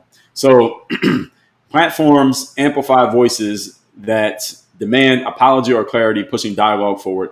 Actually, let me not say that. I was going to say I highly doubt that Snoop apologizes for this or offers any type of clarifying remark, but I I don't want to give Snoop too much credit here. I think he might come out and say something. He might come out and offer some form of clarification, or bend the knee a little bit to the LGBTQ. If he does that, you want to talk about talking on the internet, I will bash Snoop and trash him for doing that if he does it. And he might do it because Snoop's been in the industry for 30 plus years, and you don't survive this long in that industry being what Snoop is, which is essentially Snoop has been a talent. Snoop is a talent in the industry. He's not some owner who's putting other people on. He's basically a talent. You stay in this industry that long as a talent, that means you better know how to appease the right people. And some of those right people might be calling Snoop's phone right now like, yo, you need to go put out that statement on your Instagram. Y'all know what I mean. All right. Y'all know what I mean.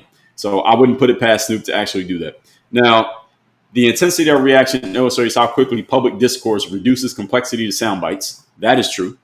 And it rewards shaming over education. That's also true. Why? Because shaming is fun and it's emotional, and it has this mob possibility can come with it when you're shaming somebody. If everybody's attacking the same person for the same thing, everybody can just pile on. Y'all remember the cheating CEO from like a month ago? Remember that cheating CEO at the Coldplay concert? He was with the woman, and they were on the camera, and they both got scared, and they turned away, and the woman ducked, and it was a whole funny thing. The reason why that went viral is because everybody was just trashing the man and the woman. That's public shaming. Public shaming tends to go viral because it's fun, and you can just bash those people, and nobody gets held accountable, and no context is necessary. Just talk shit about people.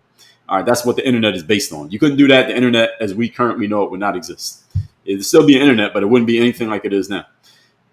But education and actually looking at things in context and understanding the nuance of things, first of all, requires some people who actually have intellect, for which Snoop Dogg is unqualified. And most of your favorite entertainers and athletes are also unqualified. Many of your politicians are also unqualified for that matter. And a lot of people really don't want to hear it because it requires time and it requires effort, mental effort, to actually consume and understand what's being said to you. So again, if you want to go viral, then you should probably look towards entertainment rather than education. Kim Kardashian makes more money than all the teachers in the country put together. Why is this? Is it because she offers more substance? No, it's because she's entertaining. Our entertainment generates more money than education. It's just the way that it works. So many people are pointing fingers rather than exploring why adults struggle to talk about diverse families with kids. I don't think adults struggle to talk about diverse families with kids. I think this is a straw man argument. Strawberry cheesecake. I don't think parents struggle to talk about these things. I would not have a struggle talking to a 7-year-old about diverse families. I just choose not to, for reasons that I've already stated, that a child of that age is not ready for that conversation. Same way that my son's not ready to sit here and listen to me talk to you all for 2 hours in the morning. His brain is not ready to consume the type of stuff that I'm talking about. Now, when he's 21, I'll send him the recordings of all of these and he can listen to on his own time. Because at 21, his brain is ready to absorb what I'm talking about. But at 3 years old, he's not ready to absorb this. And at 7 years old, he's not ready to absorb that a woman and a woman can have a baby together, because that doesn't make any sense based on what he's learned up to that point in his development. And there's nothing wrong with that. It doesn't mean the parents are doing anything wrong either. And anyone trying to argue that this should be different, okay, maybe you're an LGBTQ flag waver, and that's fine if that's what you want to do, but don't wave your flag in my house. Don't wave your flag outside of my house. Don't wave your flag in front of my kids, because then I'm going to approach you. And whatever happens then, that's going to happen. And as a parent, again, I'm an absolutist on this. All that said, everybody, let's get into the comments. Let's have some conversation about this. We got about 45 minutes that I will put on the clock. I do need to take a quick restroom break. Give me 45 seconds to run to the restroom. And then I will address your questions. If you think I'm right, you can tell me. You think I'm a bigot, you can tell me that too. If you think I'm smart, tell me. You think I'm dumb, tell me. You think I should be talking about Donald Trump, then you can tell me that too. So let me run to the restroom. Give me 45 seconds, and then we will get to the conversations. Like the live, folks. Let's get the 75K likes before I get back. Just tap the screen, and we'll get to all the comments. 45 seconds. Be right back.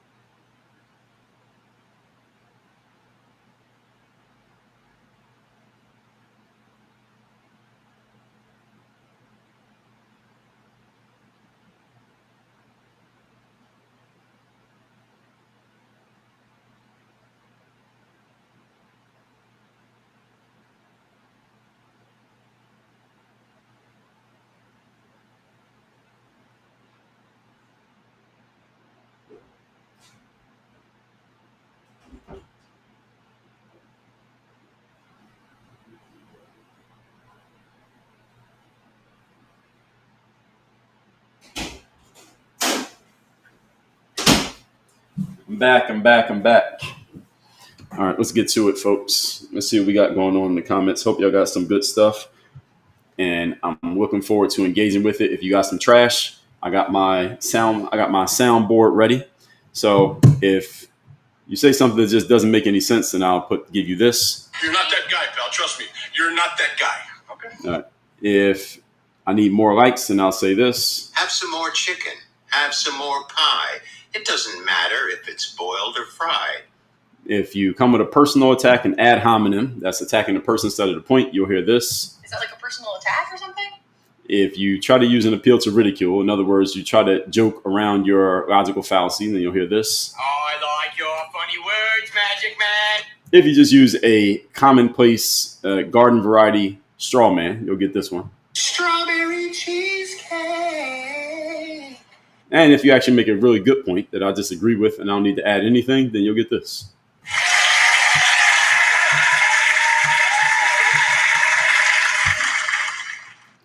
All right, so let's get to it. Let's see what we got in here. Let's see if we got anything good.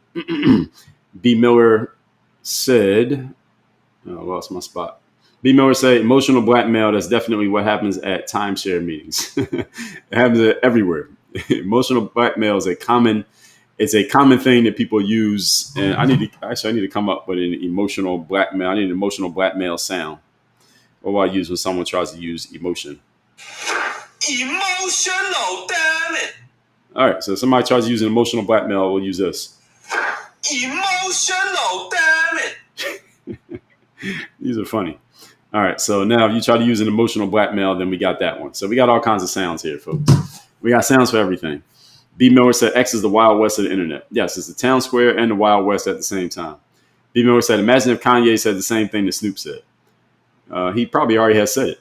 It's just people come to expect it from Kanye, so it doesn't get as much, not these days, as much weight, but it might. B. Miller said, Kanye ain't rapping. I'm not listening to anything he has to say. Americans have this obsession with holding entertainers and athletes on this pedestal. Well, it's not all of America, B. Miller. It's often black people, often black males. I would put it, if I had to give it a subset, I would have to give credit to black males tend to do this when it comes to athletes and rappers more than any other group. So let's see what we got here in the comments. I'm starting from oldest and newest, everybody. So please don't think I'm not ignoring your comment. I'm starting from oldest and newest. Do not spam my comments. Do not post the same comment 10 times. Do not troll my comments. You do either one of those, you will be blocked. Okay, so let's see. By the Sea said, leave our kids alone, period. That's right. Ashley Mack said, nope to public schools these days. Generally, I agree. There are some good public schools. It depends on there are some neighborhoods where you can, if you move to the right district, you can send your kids to public school and be good. But it depends on that district. It depends on who you voted for, who's running that district, what the school board is saying, how much the school board listens to the parents, and who are the people in that community. You move to the right community, a public school can be a fine place to send your kids, but you must intentionally choose the location these days. Back in the days, you didn't have to think about this. These days, you got to think about it. Patricia Devine said, you are a good parent. Well, thank you. Ashley said, then it's drag queen bingo. Yeah, exactly. Carla said, you instill in kids early enough, they grow up thinking it's normal. Exactly. That's the point. Eddie Flores said, we tolerate that they exist. Yes. Now, depending on where you live, Eddie, you may see them more or less. But where I live, I'm in South Florida, and there's a whole lot of them. And yes, they exist. They exist heavily. By the Sea said, pop in at school. Yeah, well, if that was happening at a school that my kids at, I'm not popping into the school. I'm all the way in at the school. Everybody's going to know that I'm there. Ashley Mack said, my former employee made us have DEI goal each year. Total nonsense. Yeah, because see, a whole lot of things can be tied to that depending on where you were working. Traditional said, I saw it today on X. We talking about the Snoop Dogg thing? Yeah, it was going viral from yesterday to today. Lele03, thank you for the follow. Traditional all day, good morning. Well, heck, thank you for the gifted badge. Carlos said, for society to continue, we have to have heterosexual relationships. Yes, that's true. Actually, Carla, technically, you could have a woman-on-woman relationship. They just got to find a way to get pregnant. But that still requires a man. So, but I get what you're saying. I agree with your point directionally. Patricia said, it makes children second-guess their own gender. That's the point, Patricia. That's what they want to do. They want your kids second-guessing their gender so that the boy comes home wondering if he's actually a boy, and then you get more and more people participating in this nonsense. And that's my frame, is that is nonsense. I know some of you may disagree. That's fine. Cherie 1967, thank you for the share. What Heck says, as a teacher, I'm 100% agree. Parents decide what's best for their kids, not schools. Yes. Now, as a teacher, I'm glad you think that way, but you probably also know, heck, there's a lot of teachers who disagree. A lot of teachers think that they have more say than the parents, and they're out of their damn minds. But there's a lot of teachers who do believe that. Ty Boltman says, so if they are teaching harmful ideologies, we shouldn't call them out. Ty Boltman, well, it depends on what you consider to be harmful. What do you call a harmful ideology? I might have to give you a straw man for this, but I'm not quite sure what your frame is. Are you agreeing or disagreeing with me? So it depends on what you mean by harmful ideologies, first of all, and shouldn't call them out. Well, again, it depends. Call who out? Who's them? Who is this they that you're referring to? And call them out. I would do more than call them out. If I'm sending my kids to a public school and they're being taught something I disagree with, then my kid's not going to that school anymore. So it's not so much about calling them out.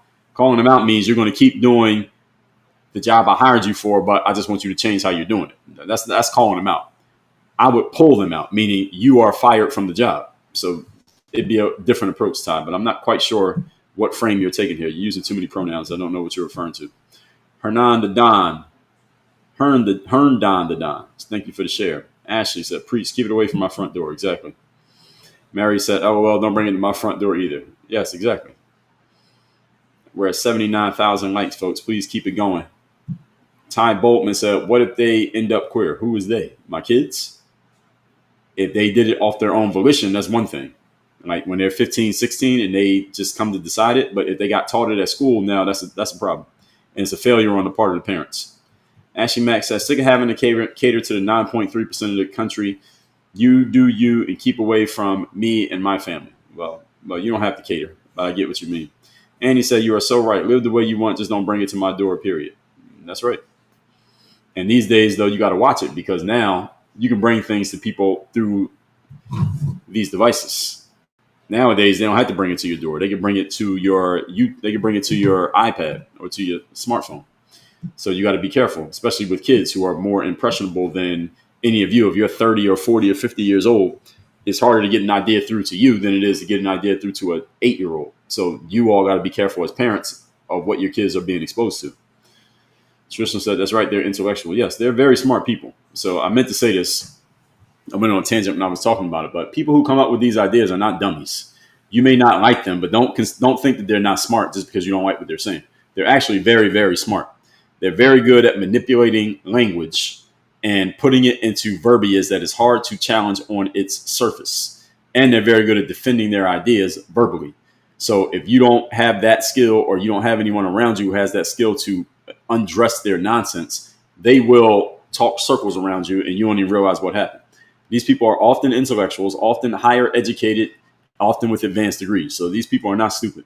They know exactly what they're doing. That's why they're so clever at getting this stuff away. They're clever at getting this stuff inserted, rather. But Heck said, you don't dismiss curiosity. You answer what they ask, nothing more. Right. And it depends on who they is that's asking. It also depends on their age and it also depends on what they're curious about and how they came to be exposed to it. So I would want more context. Marxist Marie said it's not manipulative, it's just true.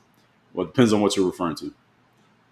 A lot of you, you're leaving comment. You're responding to something that I said when I was talking about. I don't know what I was saying when you left this comment. Tom Crump says support for Michigan. Thank you, Tom. Shout out to Michigan. Carl said exactly. It shouldn't have been introduced in the first place. Yes, I agree. But a lot of people don't agree. That's the whole thing. Lisa King from Nebraska. Good morning. Trina Burr. Thank you for the follow. Ty Boltman said, yes, that's the time. It's the best time at any time. Don't know what you mean. User 254 said you're 100% right. Thank you. Trina Burr said, this is about what to do with my son. Or just kids, period. Yes, your kids. Andrea said, you have a new follower. Thank you, Andrea. Ty Bowman says, not even a minute-long scene of a lesbian couple with their son. Well, clearly is enough, Ty Bowman, to get that kid's attention. Like, what is that? So the kid is old enough to see what happened and quick of wit enough to understand that I thought a baby came from a man and a woman, but here I just saw a woman and a woman and a baby came out. How is that possible? Let me ask my grandfather a question. So even if it's only a minute long, the grandkid who saw it, they were able to register it strongly enough that it led to a confusion in their mind, and they asked an adult, what is that I just saw? Can you explain that? So even though it's only a minute does not mean that it is not significant. So for that, Ty Boltman, Strawberry cheesecake. what you just tried to do there, Ty, and the reason why you're getting the Straw Man of the Day award is because you are saying it's not even a minute long, as if it only being a minute means it's not significant. It is significant because of what I just explained to you. The kids still noticed it and registered what they saw. So it only being only a minute still matters. Carla said, Dre Baldwin is the GOAT. Thank you, Carla. Yes, traditional followed up right there. Kids didn't miss that minute. Exactly. Inclusion isn't forcing people to be a part of the lifestyle. Yes, I explained this. Inclusion is let them be part of the overall big picture of what's happening, part of the diaspora.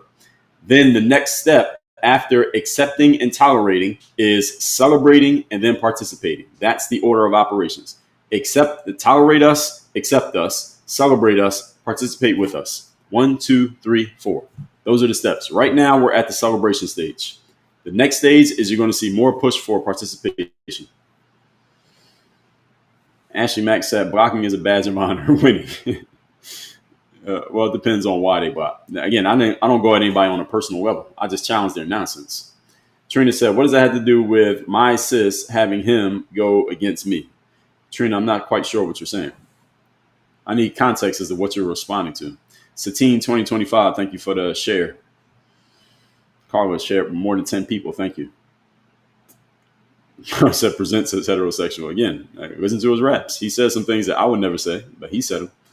Eddie M says Snoop's son started dressing like a woman for a while. Well, a lot of kids these days do that. And I don't know. I guess they see it as cool. If I see some dudes dressing like a woman, some men dressing like women, but they claim that they're heterosexual, I'm thinking either A, they're lying and they're gay. B, they are being told by somebody with more power than them what to do because they got to do it in order to get into a certain space or into a certain industry. This is your Russell Westbrooks walking around with a dress on, that kind of stuff. Or what's the rapper's name? Young Thug walking around dressed up like a woman. That either somebody who's paying them told them to do it, or they're actually gay, or actually there's only two things. Or actually the third thing is that they're copying somebody else who was doing it. Now they're the famous person, they're the ones doing it. So if it's some everyday person walking around with a dress on, then maybe they're just a fan of Young Thug. So they saw Young Thug with a dress on, so they put a dress on. So there's only 3 reasons why that happens. Dana, thank you for the glowing jellyfish and the music bowls and the hearted out. Dana, thank you for the gifts and the hand hearts. Traditional rose, traditional all day with the rose times 30. Sophie the cat said, thank goodness. That's right. It's Shug. Good morning. Good to see you here. Ashley Mack said, you need the all BS baby sound. I don't know if they have that on here. I'll look at the sounds when I'm off camera, when this is over. We're at 85,000, folks. Please get the likes up. We're at 85,000. Please get the likes up. So this person, you don't have a name here, says, no one is teaching kids to be gay. What? That sounds a bit like a... Strawberry cheesecake. You put the word teaching in quotation marks. If I use the word teaching, then I'm using it metaphorically. I don't mean literally like there's a class on how to be gay. All right, that's not what I'm saying. And I hope that's not what you're framing it here, because that would be a straw man. And you put the word teaching in quotes, so I'm assuming that is what you're doing. So that's why you got the straw man word. I'm not saying they have a class on it. What I'm saying is when you keep exposing kids to this alternative lifestyle, it's going to get them curious. They're going to ask questions. When you answer the questions and the teacher says, well, I know that you were taught that a baby comes from a man and a woman being together in a relationship, but if a woman and a woman are together, they can have a baby too. And if a man and a man are together, they can have a baby too. Now, the kid may say, I didn't know there was such thing as a man and a man being together or a woman and a woman being together. What is that about? The teacher says, oh, well, since you asked, let me answer. And now they're giving them more knowledge and information on the subject. So that is technically teaching. So when I say teaching, that's exactly what I mean. But you got the straw man for framing it as if you are literally pushing back on what I said. That's not the literal point. Andrea Valentine said purple hair. Yeah, purple hair, blue hair. Yeah, I know what I mean. Rory Durham, thank you for the heart. Trina Burr said, how do I contact you? Go to my profile. Bossman JC said, at any age, why is that even a thought? Well, at any age, I can see if you're 21, you think whatever you want. But if you're 12 or 6, then the parents should have a whole lot of filters around what you're seeing. So this screaming face emoji said, kids don't become that. It's how they are naturally, and they at some point become more aware of it. No, I don't agree. That's just a fundamental disagreement. I won't give you a straw man for that. That's just a fundamental disagreement between your frame and my frame. But if you believe that to be true, you should do a live stream and explain it. PK Arnold McFry, thank you for the gifted badge. And good morning. Red said, D-Wade bogus for that. Yeah, D-Wade is crazy for what he did with his kid. And again, I'm only commenting on it because he made it public. If he was just doing it and I just knew about it, but it wasn't public, I wouldn't talk about it. But he made that public and put it out to the world, so it becomes news. Show, thank you for the stars. Tina MC16 said, do you think a teacher should tell your child why his friend has two mammy and not a mom and dad? Do I think a teacher should tell the child? No, I think a parent should tell the child. So if I send my kid to school and one of his friends has two moms instead of a mom and a dad, and then my kid comes to me and says, hey, dad, my friend has two moms. How is that possible? Then I'll have that conversation with my child. And at the same time, Tina MC, if I am sending my kid to a school and I notice that that's one of the things is going to be with the kids in his classroom, I'm probably not sending my kid to that school because I don't want my kid exposed to that at too young of an age. Now, if he's 15, 16, it's a different story than if he's 5 or 6. If he's 5 or 6 and I see that there's kids going to that school where it's two moms or two dads, I'm not sending my kid to that school because, and here's the reason. It's not because I have a problem with the two moms or the two dads. It's because if there's a kid who has two dads in the classroom, well, clearly that kid at some point had to be exposed by his own two dads as to what alternative lifestyles are, how they work, why they're okay. And he's 6 years old. He's in school all day. If he's hanging around my kid, eventually something that he learned from his dads, plural, he's going to tell to my kid. And now my kid is learning it from his classmate, not from the teacher and not from the parents. So I don't want my kid around other kids who are being taught that way. And if you want to call that, if not saying you personally, but if someone wants to call that bigoted, call whatever you want. But don't call me an uninvolved parent. That's one thing you can't call me. Carla said, your superpower is shining bright today. Well, thank you. Ed's Bites, thank you for the follow. Trisha said, cultural progress. Yes. Josh Kidd said, you must be closeted. Strawberry cheesecake. Is that like a personal attack or something? Nice. So you got the ad hominem of the day, Josh Kidd. This is the first one of the day. So you got the ad hominem. PK Arnold McFry, good morning. John, good morning. John said, that's why social media is not for kids. Right, but a lot of kids are using social media. That's the issue. A lot of parents are letting their kids use social media, I think, too early for the kids' development, because that if some kid is 8 years old using social media, they are being groomed by whatever they're consuming. And if you're not watching what they're consuming, then you may be setting your kids up for a problem. Carlos said, that's not progress. That's a degradation of society. Yeah, but depending on who you ask, some see it as progress. That's the problem. Duke's mom said, I'll never understand adults who want children to lose their innocence early. Well, one reason is because the parents don't want to do the job of raising a child. So if they turn that child into an adult, at least what they feel like is an adult earlier, then that alleviates the parent of responsibility. They have to do less work for less time. Parenting is not easy, especially for the moms. And John says, same as accepting man who think they are a woman is propaganda. I agree. But a lot of people don't agree. That's the reason why this is a big conversation these days. Carlos said, our society needs parameters, standards, and rules right now. Well, we have them. It's just that you have two competing factions right now. You have a faction of people who are trying to reduce parameters, standards, and rules. They're trying to eliminate them so that more things are allowed. And then you have people who are trying to conserve them. And they are trying to uphold parameters, standards, and rules. People who are trying to uphold parameters, standards, and rules tend to lean or get called conservatives. And people who want things to be more free-flowing and they want to remove parameters, standards, and rules, they tend to lean and be called more liberal. They are more liberal in the way we're going to enforce rules. There's no liberalism in enforcing rule. A rule is a rule. I'm an absolutist when it comes to rules, parameters, and standards. If you set a standard, that's a standard. There's no exception to a standard. There's no exception to a hard rule. If you have too many exceptions to a rule, you don't have a rule anymore. What you have is a suggestion. So this is the reason why when I talk the way that I'm talking, people listen to me and they say, well, you sound like a conservative. You sound like you're a Republican. You sound like you must be a Trump supporter or MAGA. I'm none of those things, but I understand why people say that because I am about conserving standards, rules, and parameters, which tends to be reflective of the conservative view politically. I'm not talking about politics here today, but I understand why people see it that way.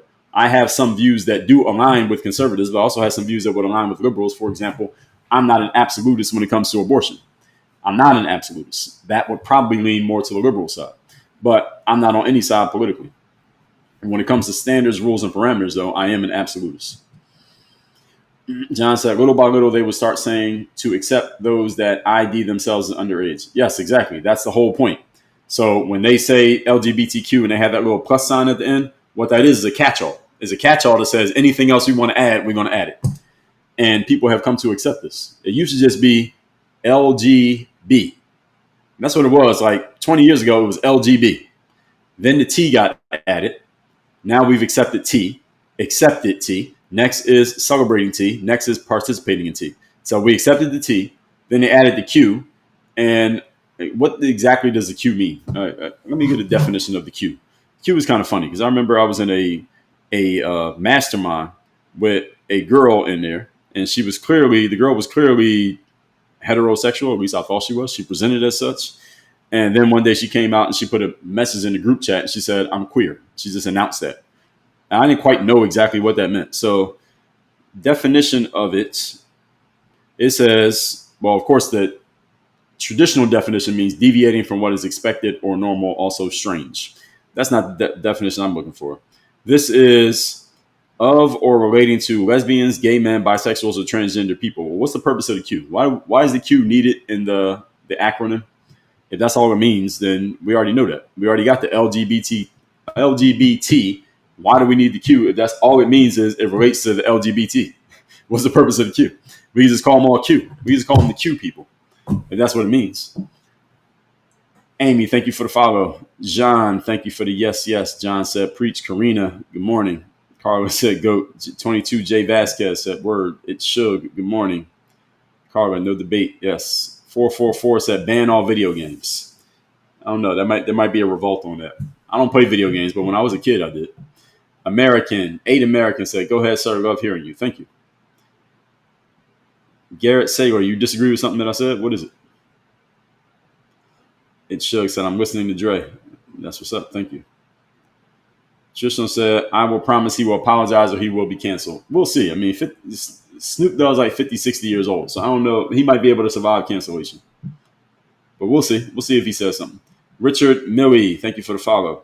User said, Trump's taking over all the cities with black mayors. Black people are under attack in the USA. All right, so here you get I'm trying to figure out which meme I should give you for even saying this. You get this one. Strawberry cheesecake. And you get this one. You're not that guy, pal. Trust me. You're not that guy. Okay. Trump is not the topic here today. Why are you trying to make this a Trump conversation?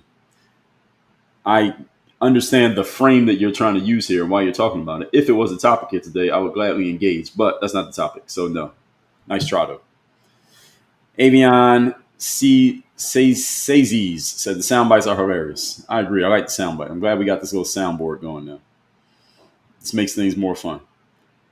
Courtney, member level 19. Congrats. John, yes, the cheesecake. I lost my spot in the comments. Where was I?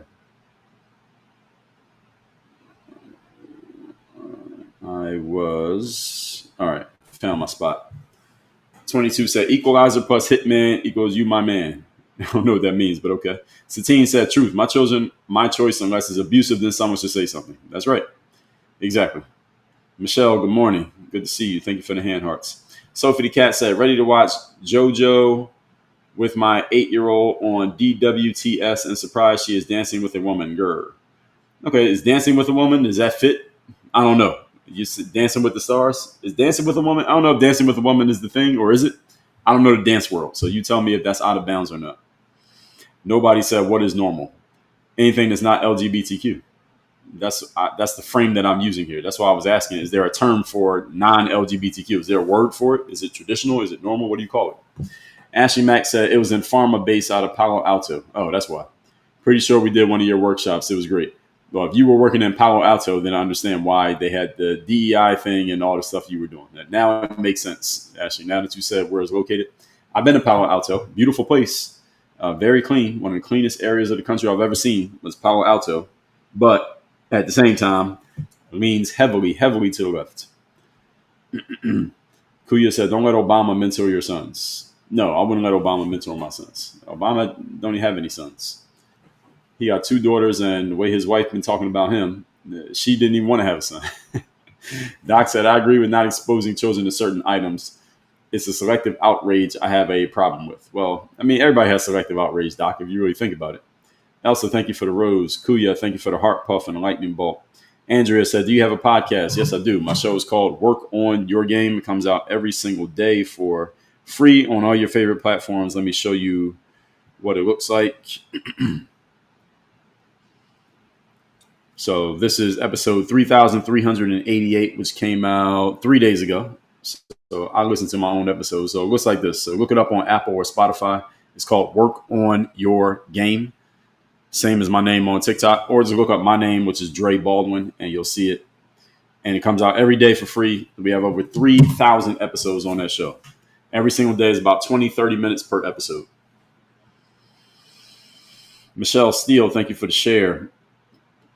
PK Arnold, level 14 gifter. Thank you. Thanks for the cat. Toker 23 mil said, perhaps mention context in comments when introducing the sounds. I can't put the context in the comments because it won't let me pin comments.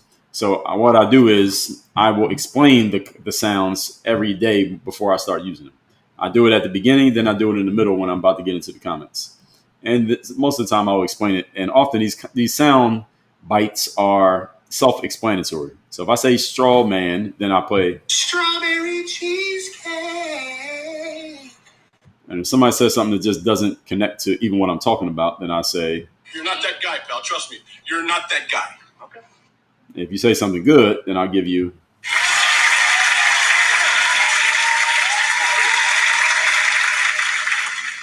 So they're kind of self-explanatory, but I'll explain them as necessary. Daniel Lee said, need to drop love God. Thank you, Daniel.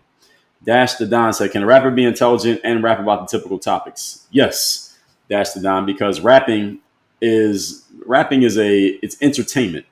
That's what a lot of rappers insist. In their raps, they'll say that it is all real, but then when they're talking in interviews, they'll say it's entertainment. So they kind of get it both ways. Pause. So yes, a rapper can be intelligent and rap about the typical topics because they may just be rapping about the typical topics because that's what's going to get them the attention, the fame, and the money. And that's their aim, is to make the money, while at the same time, they're intelligent enough to understand exactly what they're doing, and they do it anyway. So yes, I think that you can be. I think there are some rappers out there who are intelligent and they have positive intellectual motives. I think Nipsey Hussle had positive intellectual motives. I think he was trying to do the right things based on what his frame was for his community and for his people. I do believe he was trying to do it. At the same time, he insisted that the stuff he was rapping about was true. And it turns out that it was, because he ended up dying the same way that he rapped. The same stuff he rapped about, that's how he lost his life. So there's the give and take of it. And there are others who would fit that description as well. So Team Dre, it shook, said, yes. Dean Dangerous said, so you think you can convince someone to be gay? So I'm not going to give you a straw man for that, even though you use so. It seems like you're just asking the question. Do I think you can convince someone to be gay? I would say, could you convince someone to be gay? Being I got to think about it, I'll probably say no. I don't think you can convince someone. I think you can influence someone to do something that is isolated, is gay. Then you could persuade or influence someone to do something that they normally wouldn't do that is gay, even though they may not see themselves as gay. But just being gay as a person, as a whole, can you just talk somebody into it? No, probably not. Michelle Steele, thank you for the share. Karen Quinn said, kids don't need to be exposed to adult things in movies or school. I agree. We got 13 minutes here, folks. Then we'll wrap this up. We're at 100,000 likes. Thank you, everybody. CC, how do we get the free books you mentioned yesterday? Go to the link in my profile, CC, where you can get the link to the third day, the decision that separates the pros from the amateurs is in there. You can get the mirror of motivation, the self-guide, the self-discipline. There's a link to this book on that page. And there's a link to the sales discipline system, 8 key disciplines of the top salespeople so that you can say goodbye to up and down months and inconsistent habits. You get any one of these books for free. Just click on the link in my profile. It'll take you to these pages. SalesDisciplineBook.com, mirrorofmotivation.com, thirddaybook.com. They're all in that link there. Let's see. Internet name said, I don't want my kids at school with mixed race parents. Who said that? Nathan Don, thank you for the follow. AU Hunter said, call parental choice. That's right. Christian said, uninformed parents. Who are you talking about? Internet meme said, that's a very ignorant and embarrassing statement. I'm glad you're streaming your homophobia live. Strawberry cheesecake. Is that like a personal attack or something? So what do you disagree with? Soy Latina 2, good morning. Bunny, good morning. Said, appreciate your content. Thank you. Christian said, nothing says fake educated like a shelf of untouched books and a cheap suit. Is that like a personal attack or something? Is that like a personal attack or something? I like your funny words, Magic Man. So those two sounds are the ad hominem, when someone attacks you personally rather than addressing your point, and then the appeal to ridicule, when someone tries to make a joke when they're really just disagreeing with you, so they try to hide it behind a joke. Internet meme says, some people see mixing races as bad too. So what if they do? How is that my problem? If someone doesn't like the mixing of races, they got a right to feel that way. It's a free country. First Amendment protects their right to disagree with it. Chelsea said, children shouldn't have to worry about their sexuality. It shouldn't be a topic to early teens. I agree. Internet meme said, what about traditional cultures that were not colonized and they have third genders? What about them? That's not the topic here today. So if you got something to say on it, you should do your own live stream. Internet said, your conservative ideology is relatively modern, 100% European, white-based. Strawberry cheesecake. Is that like a personal attack or something? All right, Internet meme, you're trolling my comments now, so you got to chill out or we have to kick you out. It's Shook said, I didn't realize how liberal Colorado is until I got first state to legalize gay marriage in the grass. Yeah, well, it depends on who's in charge. It can change, but usually it stays the same way. So, Internet name says, you don't even know what it means and you hate these people, LOL. I like your funny words, Magic Man. So that's to tell the appeal to ridicule when someone makes a comment and they're straw manning your point. Strawberry cheesecake. And then they use LOL or LMAO or one of the laughing emojis as a way to put an exclamation point on their point as if they're laughing it off when they're really upset. But Internet name, stop trolling my comments before you get kicked out. All right, PK Arnold, thank you for the sunglasses. Nobody said, do you claim to be involved with Christianity? No.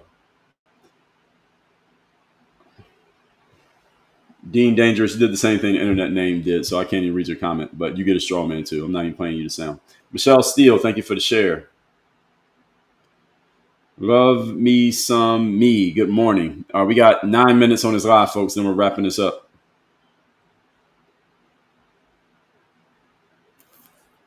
Internet name said the same arguments you're making against queer people were used against black people. No, not true.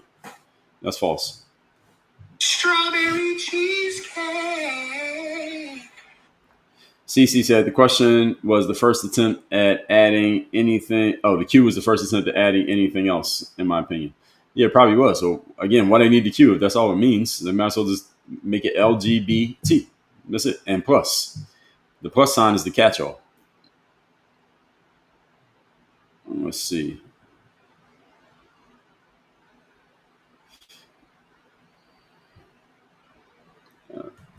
Yeah, so Internet name. My moderator's still in here. Get Internet name out of here. You're trolling my comments. Now you got to go. I gave you 2 warnings. Now you got to go. So if I see another comment, I'll block Internet name myself. But if moderators just still in here, get them out of here. So Satine said, following you on X, you're a fantastic speaker with agreeable knowledge, sir. Well, thank you. Andrea said, awesome. Thank you. I'll be listening. Good stuff. Comes out every day. PK Arnold said, great live. Thank you. We got 8 minutes on this live, folks, and we're wrapping it up. Nobody said Kendrick's halftime show was intellectual. No, it was not. Kendrick's halftime show was entertainment. No, they don't do it. Super Bowl halftime shows are not intellectual. That's entertainment. If you like his music, then fine. Do I consider Kendrick Lamar's music to be intellectual? Generally, no. He's an entertainer. And Kendrick has enough knowledge himself that he sounds intellectual to a certain class of people. That's not a personal diss of you. But he sounds intellectual to people who don't have his level of intellect. So intellect is on a scale. So if your intellect is right here and somebody's intellect is up here, this person sounds smart to you. But if my intellect is up here and I listen to this person talk, they sound stupid. So this just depends on where you're at. And I'm not saying that's necessarily where I or you am at. I would say most rappers and athletes are pretty low on the scale. And I say that as a former professional athlete myself. I talk to enough of them. Most athletes don't have much to offer by way of intellect. It's the reason why they play a sport. And after they're done playing the sport, they stay in the sport because they can't do what I'm doing right now. Most of your favorite athletes couldn't do this if they don't have the intellectual tools. I'm not saying as a personal diss to them. I'm saying as a statement of truth. CC said, influence is correct. It's like a trend, it seems. Kids crave attention. Yes, on some level, that's correct. Southern Pride said, absolutely destroy internet name over and over. But they left like 30 comments. I only responded to like 3. Dean says, the book, Revenge or Let Karma Do It, out now. All right, so I just promoted your book. All right. Thank you for getting rid of them, Courtney. I appreciate it. I'll take a couple more comments here, folks. We got 7 minutes while I'm waiting. ThirdDayBook.com. The decision that separates the pros from amateurs. Get the book free. Just cover the shipping. All of these, the books are free. Just cover the shipping. And we will physically ship you a copy of the book. This is ThirdDayBook.com. This book is all about how you show up and give your best effort on days when you don't feel like working at all. All of us have those days. All of us have these. Some of us have weeks like this. Some of you have months and years where you feel like this. How do you show up and deliver anyway? This book shows you exactly how to do it in a systematic way. That is not a motivational book. This is about how you do it systematically. Now, there's a book called The Mirror of Motivation. So those of you looking for that and you want to learn how to motivate yourself, because you'll always have yourself to go to. You won't always have me to motivate you, but you always motivate yourself. I wrote this book is 171 pages with different ways that you can get yourself going and ready to go all the time so you can be the ideal version of yourself. Go to mirrorofmotivation.com. Again, books free, cover shipping. Those of you more sales, mindset, money focused, go to salesdisciplinebook.com. This book is all about the top habits of the top salespeople, the key habits of the top salespeople. So your sales game can be on point and consistent. It does not matter what you sell, by the way. You're selling yourself. Each one of you has to sell yourself every single day. Salesdisciplinebook.com. Again, all these books are free. Just cover shipping. Robbie Lance, I appreciate you. Nobody said if the halftime show wasn't intellectual, is not entertaining either, my opinion. I understand. But the Super Bowl halftime show is never intellectual. They don't sell intellect on TV. That you don't put intellect on the biggest TV show in the country, which is the Super Bowl. You don't do that. That doesn't happen. All right, so everybody, I do these live streams Monday through Friday, 8 a.m. Eastern, and the topic is usually a current event. So whatever current event is happening, we might talk about it. So I'll tell you a couple topics that I have on deck that I might get to. I might never get to them, but I have them sitting on deck I might get into. That many schools are coming up with these ideas of banning phones. We're going to lock up every kid's phone. You come to school, they lock your phone up, then you get it when school is over. I actually like that idea. I might talk about that, the banning of phones in schools. Trump's laws about the homeless. He signed an executive order called Ending Crime and Disorder on America's Streets, which a piece of that executive order is pulling homeless people off the street and incarcerating them if they refuse to go into homeless shelters. So I might talk about that. That would be a good topic simply because of Donald Trump. So anything Donald Trump always gets good returns. So I would use Donald Trump for as long as he is usable. Joe Biden's doctor refusing to testify when he got called to Capitol Hill. We might do that. We might talk about this company, BlackRock. Have you ever heard of BlackRock? They're this big asset management company. They have $10 trillion, trillion with a T, $1 trillion in assets. And they control a whole lot of companies that a lot of people don't even know they control. So I might talk about BlackRock. So that's a possible. What else? And then just whatever else is happening in the news. So I just look on social media. The place I do my most engagement on social media is on X. X is the town square of the internet. That's the place where you find out what's happening, who's doing what, who said what. So if y'all want to know the news of the day, or if you want to know where I get my news of the day, it is through X. That's where I find out what's happening. And that's where I come up with, for the most part, that's where I find most of my topics. That And or the only other source I go to is I listen to the Megyn Kelly show every day. She's pretty good with journalism as far as talking about what's happening in the news each day. So those are the only places I source materials from for the most part. And between those two places, I usually find something good. So 8 a.m. Eastern, Monday through Fridays when I do these lives. Usually we go about 2 hours, sometimes less, but usually not longer. So 8 a.m. to 10 a.m., y'all can bookmark that Monday through Friday, usually on business days. So on holidays, maybe not. So next Monday, is it next Monday? Yeah, next Monday is Labor Day. I might go live on Labor Day. I might not. I got an interview that day. So I might go live on Monday, Labor Day. I might not though. So y'all stay tuned. Maybe we will. Depends on what happens. Southern Pride said, do you work with young athletes and helping them prepare for life after playing professionally? Yes, I do. I have some material on that. They're not part of my coaching programs necessarily, but we do have a program called The Circle. Southern Pride is only $100 a month, technically $97 a month. You can get young athletes into that. So whatever they're working on and what they're going to do next, but they do have to have their minds set on they actually are going to do something after they get done playing. Challenge I find with a lot of athletes when they're still playing is that they don't want to think about what comes next until they could kind of see the light at the end of that tunnel. But if they are of the mindset that they actually want to start working on the next thing, then yes, bring them into the circle. So go to work on your game. Go to the link in my profile on TikTok. There's a link there for the circle. I think it's the first link on there. Let me pull it up. But the circle is my group program that anybody can get into. It's $97 a month. And we do 2 live calls every single month. And anybody can join.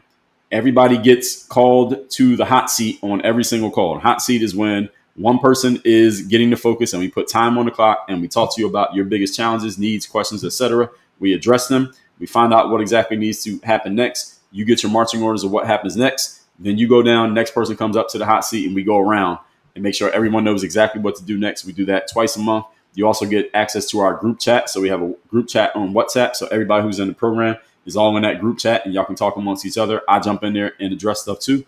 And you get access to Dre GPT. So I know you have Chat GPT. Now we got Dre GPT. That is a chat bot that is trained on my frameworks, my teachings, my materials. Here's Dre GPT right here. I got it right here on my phone. You'll see that at the top. It says Dre GPT. That's Dre GPT. So you want access to Dre GPT, become a member of the circle. Dre GPT comes with it. And I'm going to ask you the question. All right. Should I join Dre's program called The Circle? So I'm just asking the question. Should I join Dre's program called The Circle? Y'all see the question right there. All right. And I'm going to let y'all see the answer. This is me live on the spot. This is a live demo. I'm doing my Steve Jobs right now, giving y'all a live demo of the product. Should I join Dre's program The Circle? Let's see what the answer is. This will be the last thing we do. Then we wrap this up. So it's thinking. And it's going to come up with an answer to this question. So here's what it says. The Circle, and I'm reading it right now. The Circle is Dre's private community. Think of it as the inner locker room, not just content, but direct connection, access, and accountability. Here's the truth. If you've been circling Dre's free content, like his live streams, his YouTube, and his books, that's practice. The Circle is the game. That's a good metaphor. Inside, you're around people who take ownership, run on systems, and actually apply the work on your game framework. Also true. You get direct insight, Q&A, and accountability from Dre himself. That's me. Not filtered through algorithms or watered down for the masses. Also true. Now, should you join? That depends on you. If you are just casually interested in quote unquote motivation, stick to the free stuff. All right. So you can stick to the free stuff. We're not trying to sell you anything here. If, however, you're serious about discipline, confidence, and building your business and life with structure and accountability, yes, you should join. So it's not about should I join? The real question is, do I want to keep doing it alone or do I want to put myself in a room where growth is the standard? So, and then it asks you, do you want me to break down exactly what you'll get access to inside the circle? Should I answer that question here? Because the way AI bots are designed is they're designed to make you keep talking to them. So they'll always ask you a follow-up question so that you can keep asking questions and keep talking. Why? Because the more you talk to them, the more information they gather, and it helps train the bot to get smarter. That's why it's called artificial intelligence. In other words, ladies and gentlemen, you gather intelligence by conversation and talking, conversation and engagement, not just by one-way talking. So inside the circle, direct access to Dre, I already told you, community of serious players, accountability built in, unfiltered game, clarity and feedback loop. And the bottom line, if you're tired of consuming information with no structure, the circle gives you the environment, the coach, and the peers that make execution inevitable. So all of that is in here. And what I'm going to do is take a screenshot of this. And I'm going to post this to my TikTok story so all of you can see it yourselves. And if you want to see my full story every day, the best place to get my full story is my Instagram. That's where I post everything to my story. I don't do TikTok stories that often because I don't want to have to post to both of them. But if you want my full story every day, I'm going to post this on Instagram as well. My Instagram is just my name, @DreBaldwin. That's where you get my full story every day. And I'm going to post the screenshot of that answer that I just read right there on Instagram. And I'm going to post it on TikTok. And I'm going to put a link to the circle on, because you can't put links in the post on TikTok, but you can do it on Instagram. So I'm putting it on Instagram. So any of you want to get in the circle, again, the circle is $97 a month. There are no hidden fees, no hidden charges. You can join anytime, not join anytime, excuse me. You can drop out anytime. 2 live calls every single month with me live on Zoom. The entire group is on there. You'll hear me answer everybody else's questions and challenges. I will answer yours, and you'll be in the group chat, and you'll get access to Dre GPT that just told you why you should join. So Ken Jusick, good morning. You came in here at the end, Ken. We're about to wrap it up. Sherry said BlackRock was very interesting. Yes, I agree. Southern Pride, I appreciate it. Nobody said, may I ask your age? Yes, I'm 43 years of age. I was born February 3rd, 1982. So, everybody, we are wrapping this one up. Thank you all to all my moderators and regulators here. 110,000 likes as usual. We're hitting 100 every night. We're hitting that as a standard every day. We have set that as a standard. All right, so there's a standard for you right there, everybody. I will see everyone tomorrow morning. Topic to be determined. I'll see y'all inside the university or inside the circle. If you want to get in, you get one of the books, as I already told you all about. Go to the link in my profile. You want more of that. I'll see everybody on Wednesday. Everybody have a great Tuesday. Work on your game. We are out of here.